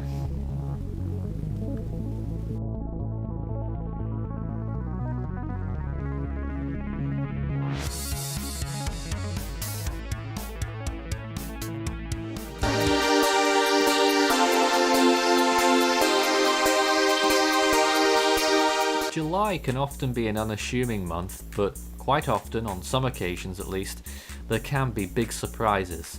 And one of these surprises happened in the year 1780, when an enormous typhoon struck Macau on July 17th. This caused around 100,000 fatalities, which ironically beats out the Atlantic hurricane season's record for that year's fatality list. Whilst there are no concrete figures, damage and surge descriptions would suggest that this storm was at least a Category 4 landfall in the area when it struck. There isn't much more information beyond that, but it's definitely worth mentioning and highlighting in this sequence of videos.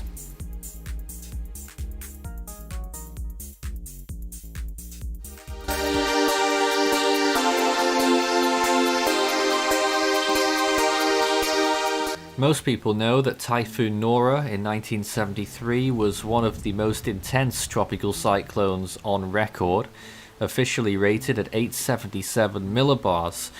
And that's a very interesting number because that actually occurred not in the center of the storm, and possibly not even at the storm's peak. Regrettably, we don't have any more information that could help us triangulate the actual pressure of this storm, but one could make a case that it would approach Tip's record. We're not saying it here, however, but on a 2013 NOAA report, estimated the storm to have winds of 208 miles per hour with that 877 millibar pressure, once again bearing in mind that the pressure estimate was not at the storm's center. So, in accordance to that, we have increased the wind speed from 185 estimated to 215 miles per hour and an estimated pressure of 874 millibars, which is what we held at earlier in our previous analysis of the storm some years ago, based on that very uncertain pressure number.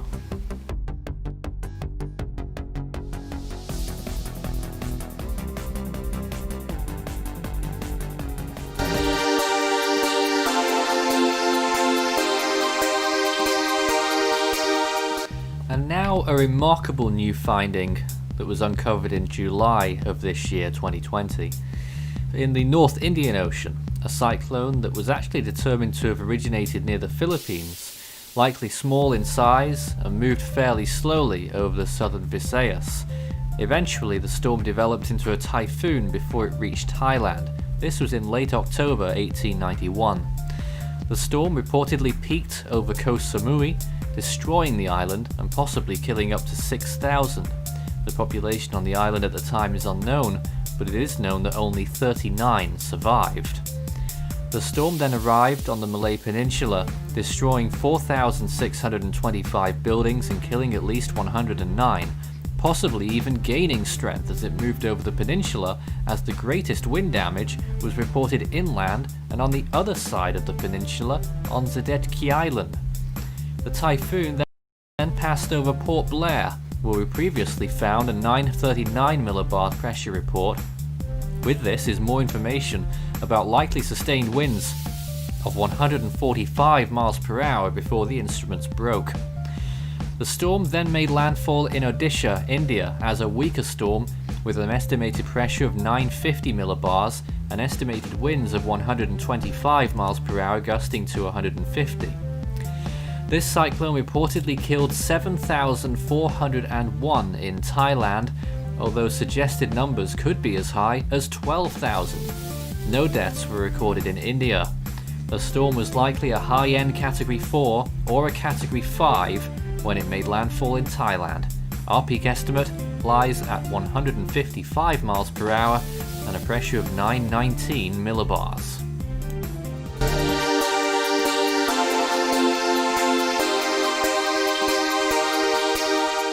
Typhoon Ida in 1945 is another fascinating case that has gone through multiple reanalyses. In 2019, we uncovered that the storm was probably much stronger than the 90 miles per hour that it's been officially rated, and a pressure of 969. We found a newly discovered measurement from the Japan Meteorological Agency finding that the pressure fell to 916 millibars near the southern tip of Kyushu due to the storm, which apparently passed significantly to the south. No evidence substantiates whether the storm was stronger before passing Kyushu or whether or not it made landfall there. As previously mentioned, the storm killed at least 2,700. Some reports list as many as 130,000, but this most likely includes the bombings that occurred not so long before. But in 2020 we stumbled upon some more astonishing data.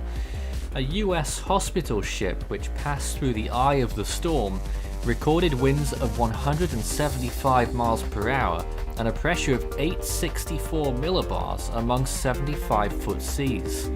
Extensive research depicts the upper limit estimate at 891 millibars. We're not sure we can trust the 864 for obvious reasons. Of course, that would be 6 millibars below the current record, with the measurement being the lower bound 864. So we think it's somewhere between 864 and 891, and more research, I'm sure, will be forthcoming to attempt to narrow down that estimate.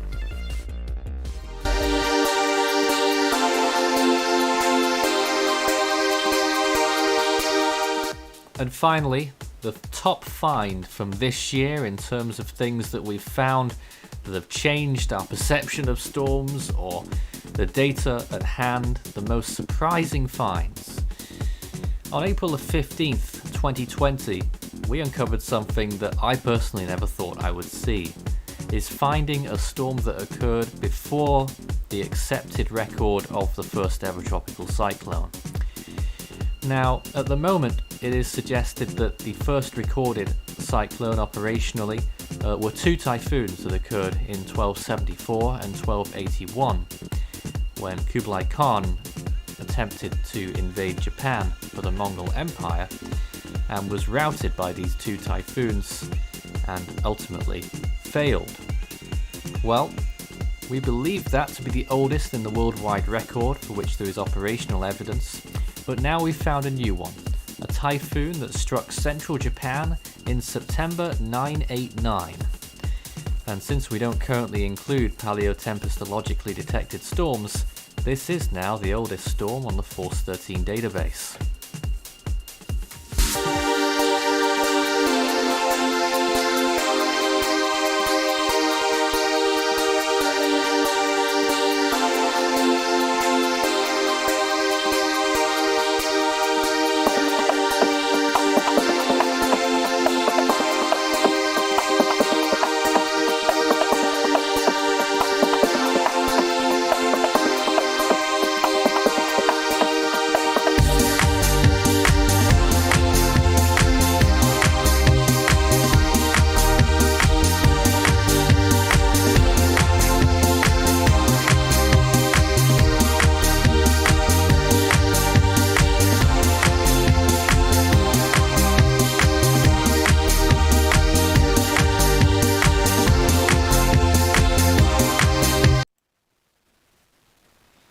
Yes, so there we go. That was the top 10 finds of this year, what we've discovered through the archives. There's plenty more besides that, but that's just 10 of them that I've picked out. I'm joined by the team once again, and we're very pressed for time, so let's talk about what happened in June of this year, shall we? Who would like to begin for us tonight? I thought Ethan was keen. Well, I thought you were.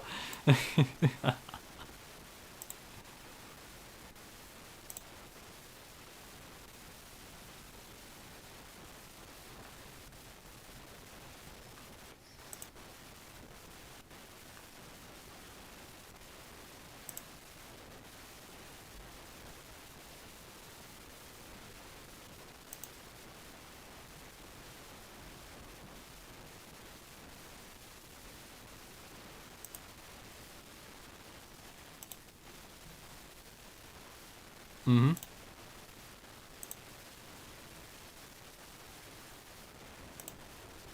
And there it went.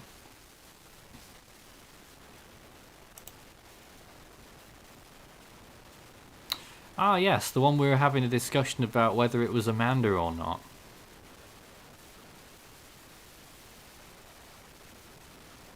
Oh, why another day?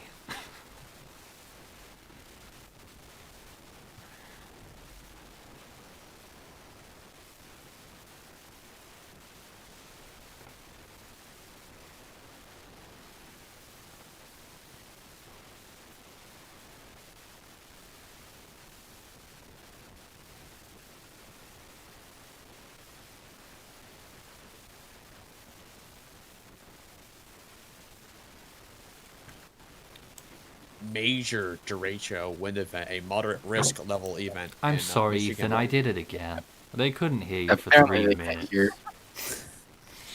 You know, this is Talk about being we pressed for need we need time, some then. kind of we've been pressed for time and everyone talking in the I just joined to tell you it wasn't on. Thank you, Kay. We realise that Ethan now. was talking to us about Nisaga and how it was a Category 1 and made landfall in India and it was an unexpected intensification phase, and then we were talking about the next storm, which was Cristobal, which could have been Amanda, which could have been something else, and how it was important, how it was remembered further north, Ethan.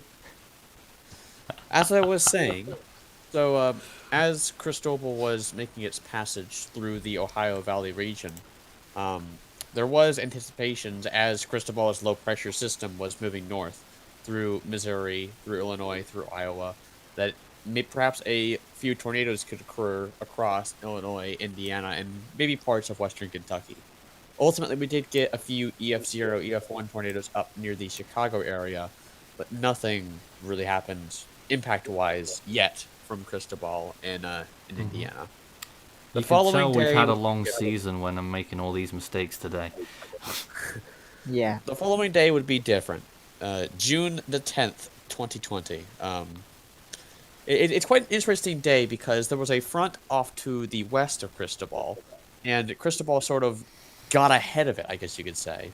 And the front ended up passing, and some energy from Cristobal ended up helping generate a 70, 80 mile an hour derecho event across Michigan, and the Storm Prediction Center gave that a moderate risk level event, becoming the first moderate risk in Michigan history for quite a few years. And certainly that's quite historic here because that was a major day in forecasting, because it really shocked us forecasters, because we were thinking that it wasn't going to be much, but it just shows that a tropical cyclone's energy can fuel severe weather events. Don't you also remember, Ethan, early on in Cristobal's life, how models were talking about, it could potentially, its massive influence could spin off 2 other cyclones in the Caribbean? Yeah, it really was it was a really uncertain time, because Cristobal to me was very surprising how it intensified up to 60 miles per hour before making landfall in Mexico. But there was a lot of uncertainty around Cristobal's entity, and it's pretty often times where we have a stalling storm near land. Is the circulation going to survive? Is something else going to happen? It's just best perhaps just to wait and see a majority of the time, and that's one of the situations that happened with Cristobal. Wait, are we talking about Cristobal? We were indeed. Now, Well, can I say it? yeah. Oh. Yeah, go ahead. Well, I was just gonna say, okay, I was actually affected by Cristobal, okay? I live in Chicago, and we got severe weather from Cristobal, and like one of 3 cyclones that I've ever been hit by, and it was a very weird storm because it was a tropical depression over Wisconsin. There you go. Cristobal Wow, in a yeah, nutshell. I remember that, yes. That was the big thing about it. I know we're extremely pressed for time. Were there any other storms? In June? The rest of June was pretty Nisaga, inactive. Dolly, We had, Nuri. Wow. Yeah, we had Nuri. Gosh. Nuri. Boris. Tropical We had brief Boris. tropical Let's storm. talk Oh, about no, Boris. no, don't talk about Boris. Then after Nuri, we had Dolly, then Boris, and then 4E. That's it. Yeah, I suppose that is second highest latitude Atlantic system before July. Yeah. Wow, yes. June was a boring month, and then things I don't went think up to Cristobal 100. was all that boring. Yeah. Besides Cristobal and Nisarga. Cristobal was a nightmare to forecast. Yeah. We didn't know whether it was going to go in over the Yucatan or stay over open water. And if it stayed over open water, some models were indicating it could be as high as a Cat 2 hitting Texas. Wow. Luckily, that didn't happen. All right, we're going to have to cut away now. For the last 2 hours or so, I've been demonstrating how much we need a producer. I'm presenter and producer here at the moment on most of our streams. So if you're interested in plugging through our stream for us, then that would be really helpful. But in the meantime, we're now going to Devon, and I want to see if I can get him on the line now because we're going to his game show, The Fury of the Storm. And Devon, are you with us now? Yes, I am here. Good evening. Now, we've got to do a handoff, haven't we? Yes. So, hopefully, I press a button and you press a button and things will work. That is the hope. Let Devon press his button first. Have you pressed your button now? I have pressed my button. He's pressed his big red button, so I'm turning mine off now. Hopefully, what? I was just gonna say, wait for his to overlay it. So I think you're okay. Well, it's not. That won't necessarily happen. No, it's a clean transition. Yeah, we're over. It just happened. We're over. Oh, great! We are I press the stop button now. That is fantastic. I'm ready. Have a good stream, guys. We will have a fantastic stream. Anyways, welcome to Fury of the Storm here. We're going to have an excellent time here. We have our 3 contestants here. We have Thomas, we have Tim, we have Strat. How are you guys doing? Oh, I'm doing great. I am psyched for this. I'm ready to go. All right. So, this is going to be this is going to be a very high octane trivia. Go ahead and get this on the road. Let's talk about some rules. So, pretty simple. Contestants are going to be given more than often than not a multiple choice question. All contestants must say buzz before answering, and saying buzz too early will result in an automatic deduction of points. Do not do that. And too early means before the answers come up. Players will be given 10 seconds after I read off the questions and answers to buzz in and give a response. And once that rolls over, it's a 10 seconds every single time a buzzer goes off, pretty much. Whoop, that was not the right arrow. There we go. So if all players fail to buzz in and answer the question... There's some stream buffering right now, apparently. Okay. Something with the bitrate, I think? Something with the bitrate. My stream is buffering? Oh, no, we're good now. It looks like we're back on the air. Okay. Anyways, 20% of everyone's score will be removed if nobody buzzes in and attempts to answer the question. And if all players ends up with negative points at the end, nobody wins. I think we got that all underway. So, let's just jump right in here. Let's get those scores up on the board. You'll also see here that each of these 3 players are loaded up with a screw. Now, what this does is when a player buzzes in, they could go ahead and say that they will screw over another opponent. This will automatically disappear the questions and answers from the screen, and that player will have 10 seconds to head and respond to the question and give their answer. So, that will be very difficult. So, Strat, pick a category. Give me a sec. For some reason, that the screen share isn't loading for me right now, so I can't see it. It isn't loading for me either. The screen share is not loading for anybody. I can see the score on the stream if I pan over there really quick, not to use it in game at all, but I can't see the screen share at the moment. That is really strange. I think you just restart your screen share, it'll be fine. Let me go ahead and do that. There we go. Okay. There we Pick a go. I category, see it. Strat. I see it now. Oof. I'll go with No, I Don't Love You as my category. No, I Don't Love You for category. Question number 1, and this one's going to be worth $1,000. Let's get ready for this one. All right, now let me get myself ready for this and get my answer booklet out for myself. All right, here we go. So, what year contained the only usage of the name Love in the Atlantic Hurricane Basin? Is that 1950, 1951, 1952, or 1953? Oh no, we're not historians here. Oh god. 10 seconds. Buzz. Yes. 1953. That is incorrect, Thomas. Buzz? Yes, Strat, go. 1951? That is also incorrect. 50-50 for Tim if he wants it. Yeah, Buzz, 1952. That is also incorrect. Everyone has everyone has gotten it wrong. The correct answer is 1950, the hyperactive season. Oh, that is unfortunate. Oh god, we're off to a great start here. We're still tied. Everyone's tied. Everyone is tied. Everyone's got negative $1,000. Since Thomas was... let's go ahead and go to the next question here. Since Thomas was so graceful to buzz in first, pick a category, Thomas. An average guy. And not the first one? An average guy.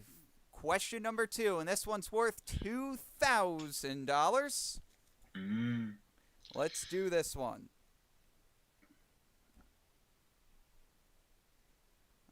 Looks like we're doing this one instead. Okay. Which one of these gems is actually also a typhoon name? Is it Pearl, Jade, Ruby, or Emerald? Buzz. Yes, that will be Tim. Ruby. Ruby is the correct answer. You'll get 2,000 points for that. Yeah, that was the Philippine name for Typhoon Hagapit, if I remember correctly. Remember that. We That got was one really back to awesome. 0. All right. So here we go, Tim. Pick a category. Let's go Devin is sus. Devin is sus. This is definitely a good one. Question number 3. This one's worth $3,000. Here we go on this one. What percentage of games has Devin gotten voted off the ship in Among Us as a crewmate? Is it 4%, 9%, 17%, or 31%? You have 10 seconds. Buzz. Yes. That will be Thomas. 17%. That is incorrect. Buzz. That will be Strat. Go ahead. 31%. That is incorrect. Tim, you have a 50-50 on this one if you want to go at it. Yeah, Buzz. All right. 9%. That is also incorrect. Surprisingly enough, it is only 4% of my games. Oh my goodness. Everyone we're all loses. back in the red here. Oh boy, everyone going deep into the red here with this as I go ahead. Oh, this is worse than anyone's stock trading day. Oh, don't worry. We could be way worse. Oh dear. Here we go again. Nathan just said, "Man, you guys suck" in the chat. All right, here we go. Alrighty, Strat, pick a category. Where am I?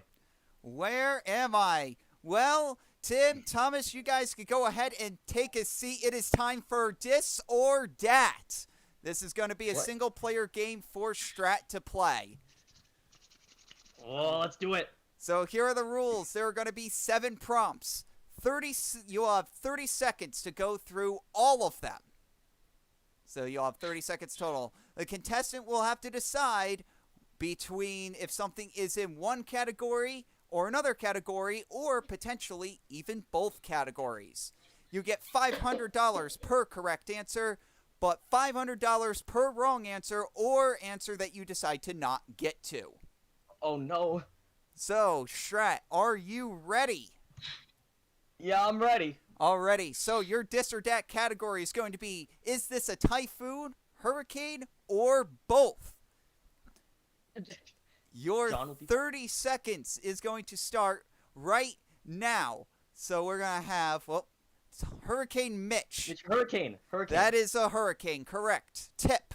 Typhoon. That is typhoon, correct. Isabel. Hurricane. That is a hurricane, correct. Ike. Hurricane.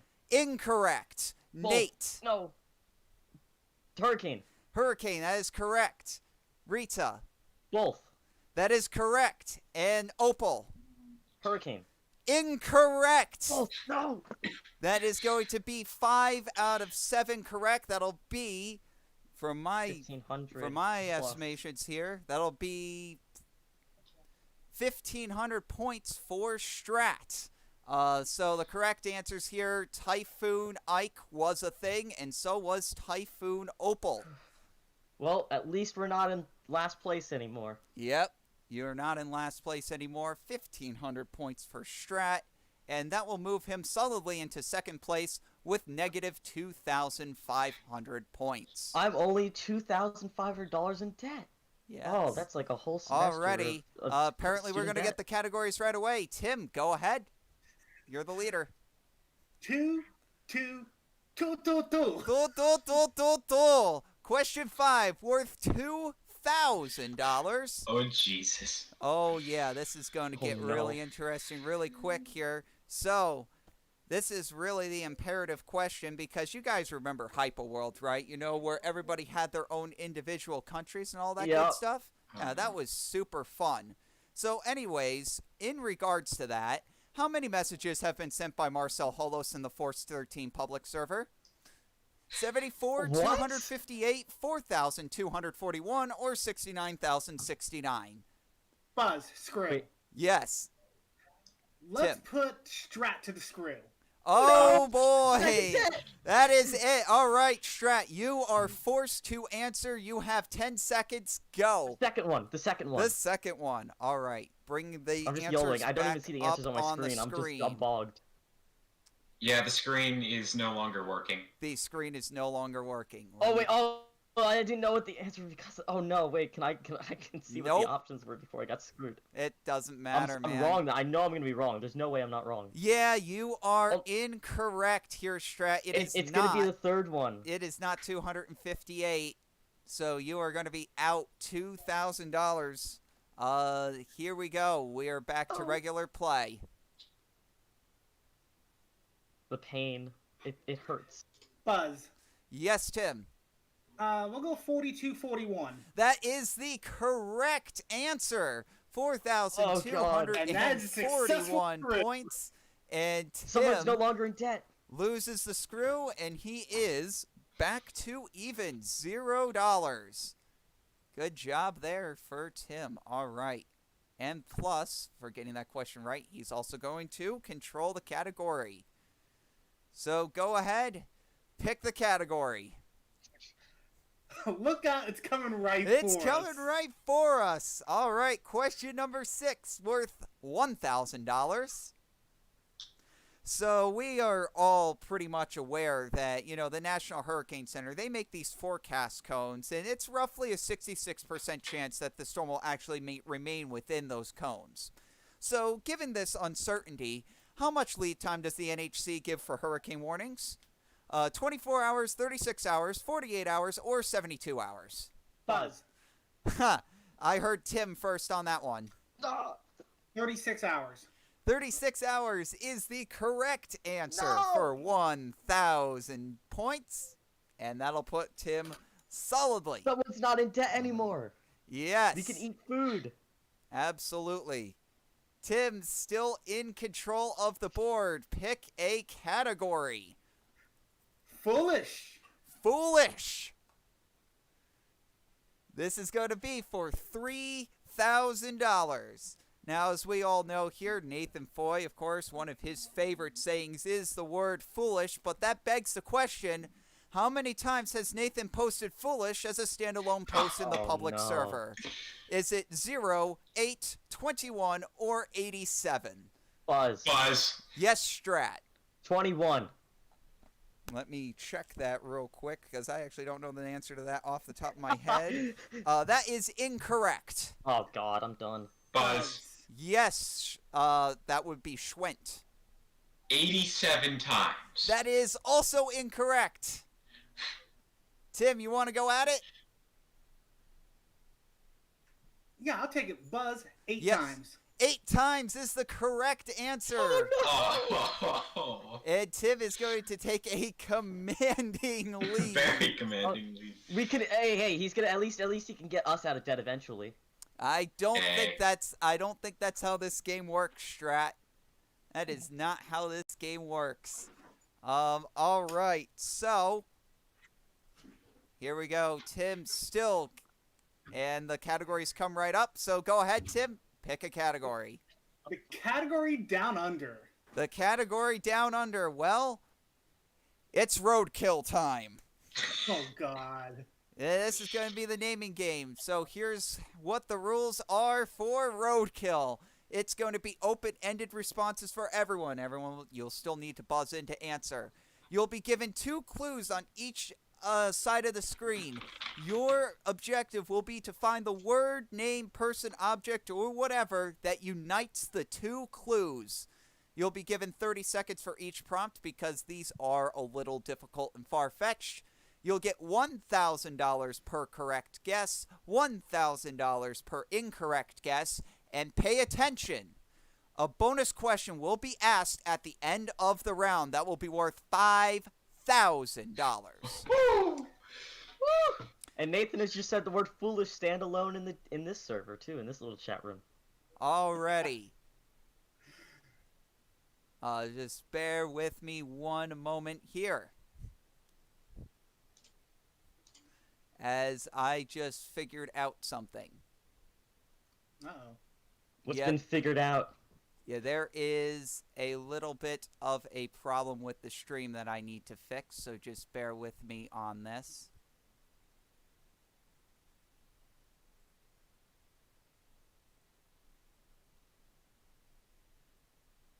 I don't know why it's doing this. Just hold on. I'm having some technical It looks good to me difficulties now. on my end. I see us there. I think we're good. Well, I'm having difficulties on my end. That's the problem. Yeah, I'm not seeing any current lag right now, at least. So I think we're good for the time being. Yeah. Well, the point is that I'm having some big time problems right now. Just hold on. It's actually a problem with my presentation. Hold on tight. It's a problem with my presentation. So it bugged out on me in a way that was not supposed to. So let me fix this really Hey, does anyone quick. have anything they want to plug right now? We have charity stream going on Sunday. That's going to be pretty exciting. It's our first charity stream that we've ever done. It's called Force for Good. It's really great. We're going to be doing all kinds of fun stuff throughout the day. And the more that you donate to a link, we actually have a link in the description now, don't we? It's live. It's the top link in the description to donate, and then further down in the description you can find the whole synopsis of the event. Well, yeah, basically the more you donate, the more stupid things we do, and the more that you're helping out a really good cause. Absolutely. So it's great all around. If you want to see Strat humiliate himself dancing in a squirrel costume, you know what you need to do. If you want to see one of us have a random bucket of ice dumped on our head, you know what you need to do. If you want all the Guess the Storm in the world, you know what you need to do. And if you want to torture us and Among Us and Minecraft and other games, I think you know what you need to do. Yeah, it's going to be one heck of a day. It's going to be a whole 8-hour stream this Sunday on December the 6th, and I am extremely Here we go. excited for it. We got this thing back up and running now. So, sorry about that interruption. Now, let's go ahead and get back into the game. So, the first prompt... Oh, I gotta reset the timer now to 30 seconds. Now, here we go. First prompt. You're gonna get Famous Lobster and Blank King. What word Larry. unites these two? Buzz. Oh. Yes, Strat? Buzz, Larry. Yes, Strat, that is the correct answer. It is Larry. It's the SpongeBob lobster. Yes, it is a SpongeBob lobster. and then just that other actual person. Disgruntled NASCAR driver and bad nuts and bolts.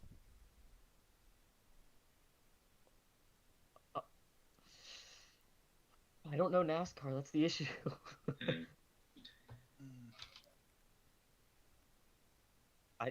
Nuts and bolts. Someone take one for the team, quick. Buzz. Yes, Thomas. I have no idea, so I'll get this incorrect, but I already know I'm going to lose, so I don't want Tim and Strat to fall. Okay. That's my submission. My Okay. submission is Stratbecker. Stratbecker is incorrect. Well, can I say Buzz and then say like the Lowe's driver, like the guy with the Lowe's symbol on the car? Oh, okay. Is his name? I don't know. I was waiting for the hints to come up. There's no hints. No hints? Oh, God. And that ends the 30 seconds. Rusty was the correct answer. God. Oh. Rusty was the correct answer. Next Oh, one. dear. Noted cyclone tracker and famous hot dogs. Buzz. Nathan. Yes, it is Nathan. Nathan's hot dogs at Nathan's boy. There you go, Strat. It is Nathan. Get him on the board for another 1,000 points. Little Snack and Notorious Downer.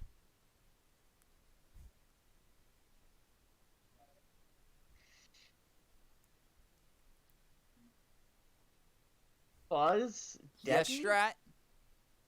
Debbie? Debbie Downer? It is Debbie. I don't know what a little snack that's named Debbie is, but Little Debbie? Yeah, Little Debbie. Yeah, makes Little sense. Debbie? I have no idea what that is. I am so old that I don't understand those things. That's older than you, Strat. That's the point. That's the point. Anyways, Son of Satan, name of a TV show. Buzz. Lucifer. Yes. No, that is incorrect, Strat. But it is Really? a TV show. Wow, okay. It is the name of a TV show. I'm not It kidding. is a TV show, but it's not the one that fits these prompts. Anyways, Thomas, you wanted to buzz in. Oh dear, that was what I was gonna say. Oh dear. That's all right. You still have 15 seconds. Oh geez, I gotta think about it. I'm gonna go with Hell's Kitchen, even though I know that's wrong. That is incorrect, Thomas. And we basically went through the 30 seconds there. Correct answer was Damien. Oh my god! He's a character in Lucifer. This is rigged. Nah, it makes sense now. Damien Omen. I remember that now. Yeah. Anyways. Oh, that's just wrong. Nationwide Club. Jets quarterback. Oh Jesus. Buzz. Yes, Strat. Do you want one word or the full name? Because Sam Darnold is the name of the quarterback. Sam is the correct answer. Yeah. Let's go. Oh, that's true. Sam is the name of that. Oh my god. Sam is the correct answer. So here we go. Next one. Famous secretary and character and friends. Oh jeez. What's Friends? Excuse me. I'm being sarcastic. I know what Friends is. I know what Friends is. I promise. Buzz. Yes, Tim. Monica. Monica is the correct answer. Oh. Tim is going off right now. Yes, Tim You have to is. keep DMing me. This is weird. Anyways, well, it seems like we've reached the end of our round here, so now it's time for the bonus question. You guys will have 30 seconds to answer that, and it's worth $5,000. What do all of the correct answers have in common? Buzz. Yes, Thomas. They are all names. That is, can you be more specific? Oh, they don't all have the same amount of characters. 5 seconds. How long do I have? 5 seconds. 5 seconds. They all have less than. Well, they all have more than 2 characters, but that's yeah. All right, that is a 5,000 point hit to Thomas's score. Oh. All right. Wait, Does I don't Does Tim or Strat want to take an guess at this? Nah, I'll pass on this one. Wait, what is my score right now? How close am I Negative being to positive? 4,500. A correct answer would put you in the blue. I'm YOLO Buzz. Yes, Strat. With 1 second left. They are all names of people or characters that have been shown on television. That is not what we're going for. No. But it's true. That is not specific enough. Anyways, the correct answer is cyclones hitting Australia.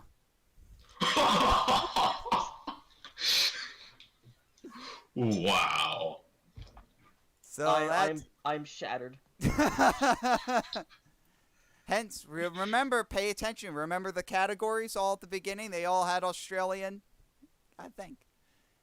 Anyways. Oh, that is so subliminal. Yep. Oh, Anyways, Thomas, I feel bad for you. You're in last place. Pick a category. Well, I have to be able to see them first. Oh, is my screen share off again? Yes. Yeah. Okay. Let me go ahead and put the screen share back up. Sorry, I didn't notice until just now. That's okay.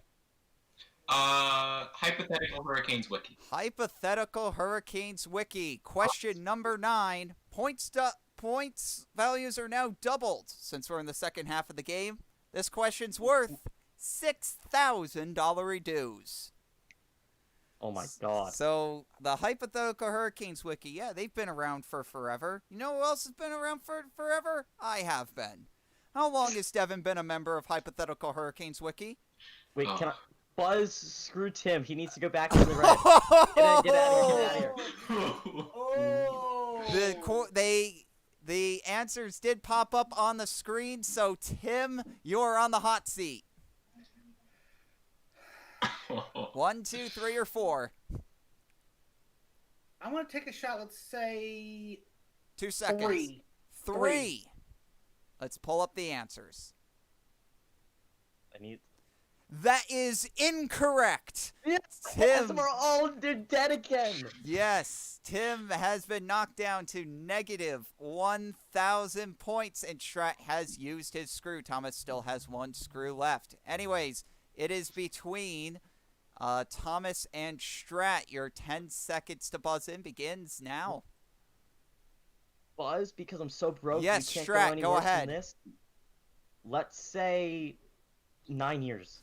9 years is actually the correct answer. I was surprised to figure this out myself. Now that is a PogChamp moment. I was gonna say that because I saw a page about you that was written in like 2013 or something. Yeah. Yeah. So... Yep. Yeah. Yeah. Oh my. Yeah, I joined in 2011 and I'm still a member to this day. Technically. Oh my goodness. Not a very active member, but I am a member. And I second guessed myself there too. All right, so here we go. I'm proud to be in debt with all of you guys today. Strat! Pick a category. Your winner. Your winner.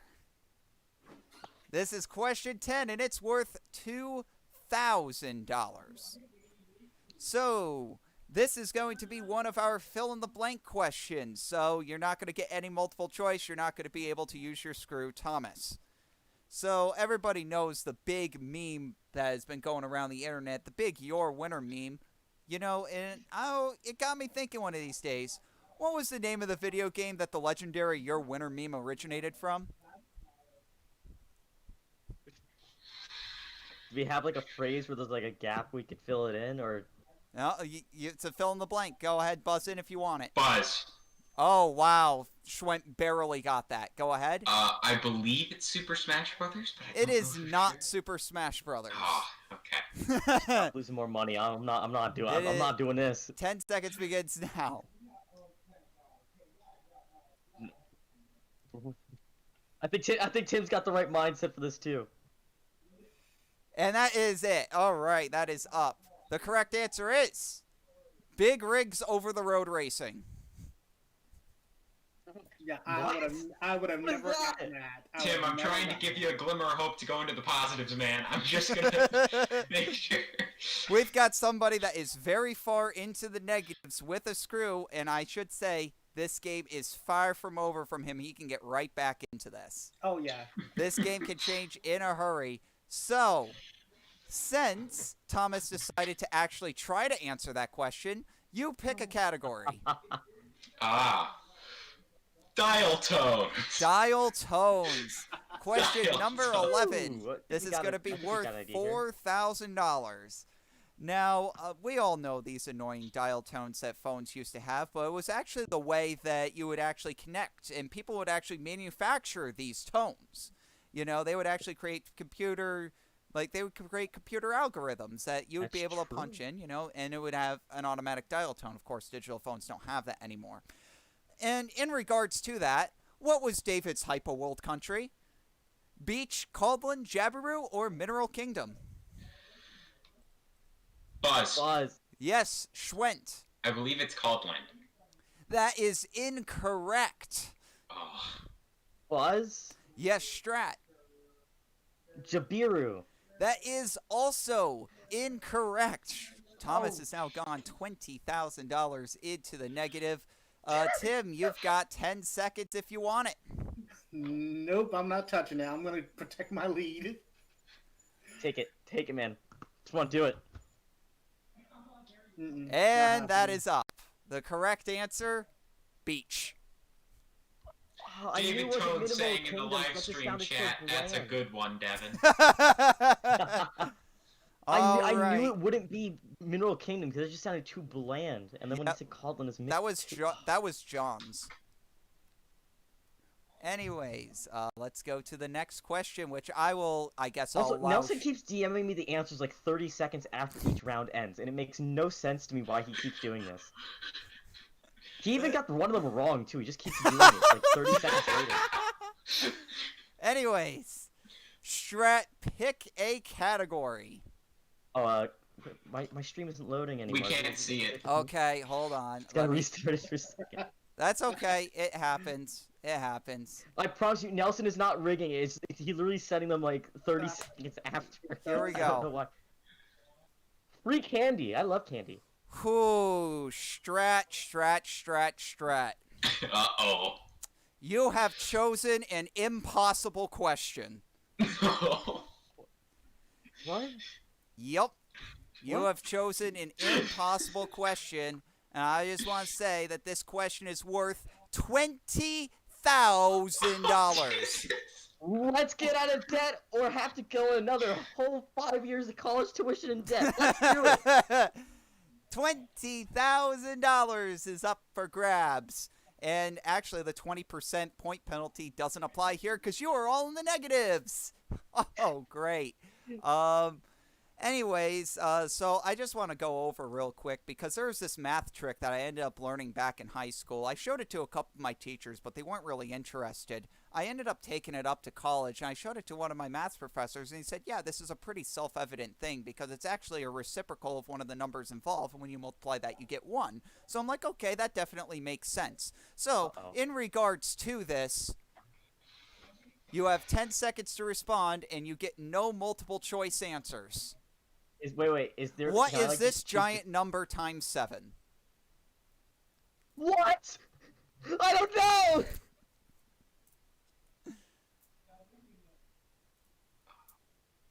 And that is the game. All right, nobody answers. It's 1 e to the 18th or something. It is 18 nines. It's 1 times e to the 18th. No, that's not the same thing. It's 18 No, this is what my graphic calculator told me. I tried. I know that's what your graphic calculator told you, and that's why I specifically put this in. 1e to the 18 is incorrect. Yeah, I didn't have an option just to like skip it and not lose like all my tuition. Unfortunately, everyone's in the negative, so no penalty applies because that would be helping everybody. So, that sucks. Let's go. Next question. So, Tim, you're still in the lead. Pick a category. Moist. Moist. Moist. Can you feel the Streamer. moisture for $6,000? So, this more or less has to do with, it would have to do with maximum potential intensity and how that's typically calculated in one of these storms. And you have to integrate energy out from the center, and you have to take like each slice and you have to add it up all the way out, and that gives you like the total energy of the system. But you do have to make one assumption.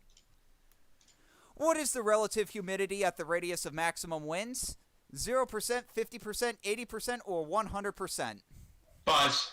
Yes, Schwent. I believe it's near 100%. It is effectively 100%, and that will bring Thomas up to negative 14,000 points. Hey, I knew that one. I was gonna say 80, so thank you for stealing that. You're welcome. All right. I nearly screwed someone. that would have been a good one to do it on, because that was worth $6,000.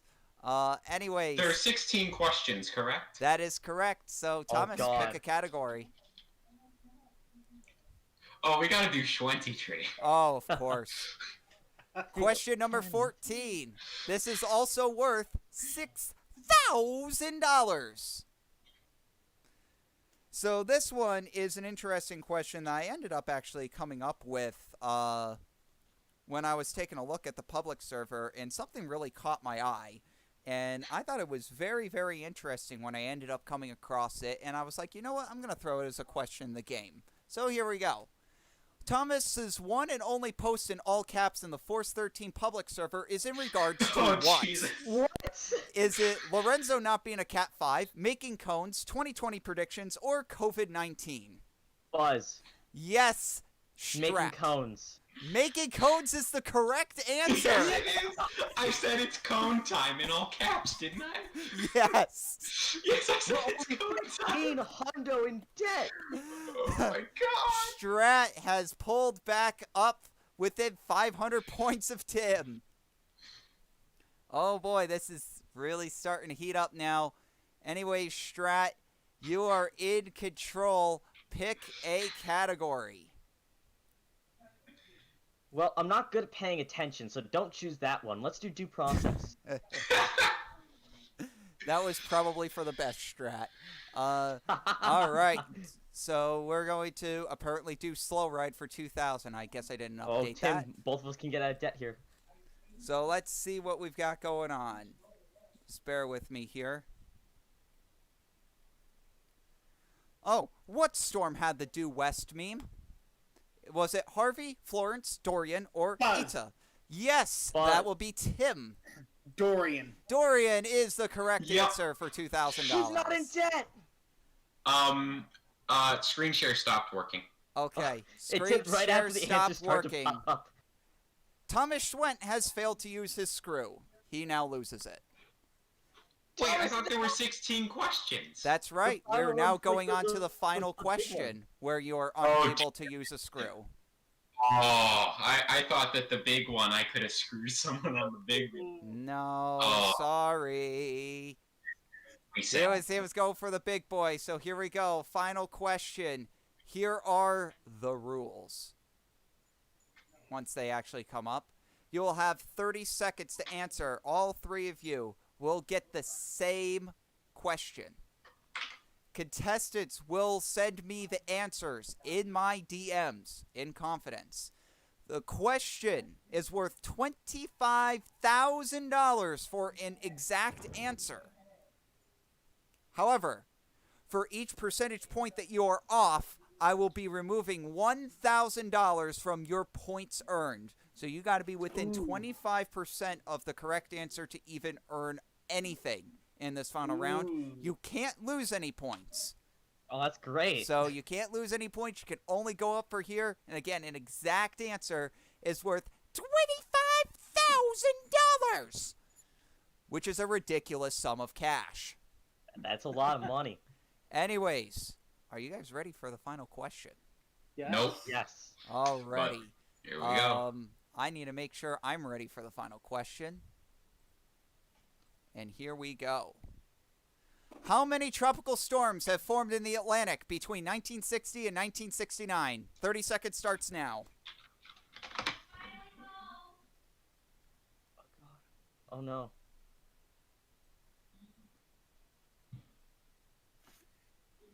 Thomas has locked in his answer. Just sent mine. And I've sent mine in. All right, everyone has sent their answers in. Now I'm going to have to go ahead and do some calculations to go ahead and take a look at this. So just bear with me on that.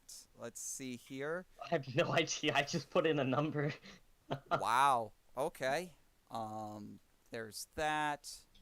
There's that for Schwent. And then we have Tim's number. I screwed myself over. That is interesting. All right. So, let me go ahead and pull up the correct answer on the screen. The correct answer was 105. Oh my god! So, oh my god! Wait, did Strat get it? So Strat did not get it perfectly. What I can tell you is that Thomas guessed 69. That is 34% off the answer, and therefore 0 points will be given. Tim, he ended up guessing 168. That's too much. I already know. No points there. That's 60% off. That is too much. Strat, on the other hand, ended up guessing 103.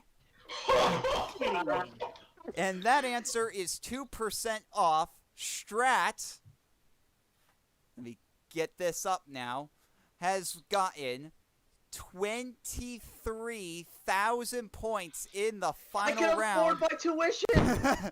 Which means Strat is your winner at 21,500 points. I could go to college this semester. Oh my god. Strat is your winner by absolutely blowing out the final hiccup. And hey, we actually have 2 people who finished with a positive score. Sorry, Thomas. Everybody point and laugh at Thomas. Yes. Welcome to debt. Yes, welcome to debt. Use leverage to escape it. Anyways, that will conclude tonight's proceedings, at least here for the game show. This is now over here. Strat, do you have anything to plug for us? The only thing I have to plug is the charity stream for this weekend. Remember, 2 p.m. Eastern Time, 7 p.m. UTC, 3 a.m. Philippine times is the start of Force 13's Force for Good stream. It's going to be an 8-hour event filled with a ton of stuff. And I can't believe we are already at $131 officially raised on the platform as well. That is awesome. Kay, thank you. Holy crap, Kay. Thank you so much. I can't believe that. But, you know, the link to donate if you want to help families directly in Central America, all proceeds from this go to international relief teams and directly to their causes to help Ada and Iota relief, 100% of that. They're a spectacular organization that really does their best to help people in need, and we're doing our best to have a great event this weekend to help those in Central America. So don't just watch it yourself. Please share this weekend's Force for Good stream with family, friends, employees at your workplace, colleagues, other friends that are students at your own college or school, whoever you think might want to chip into a really good cause. Please feel free to do so, and thank you so much for watching this day of Hurricane Week. Absolutely. Tim, Thomas, anything to add? This was a blast. I had a lot of fun, and I made some really bad financial decisions. That is all right. Anyways, we're going to be signing off here for day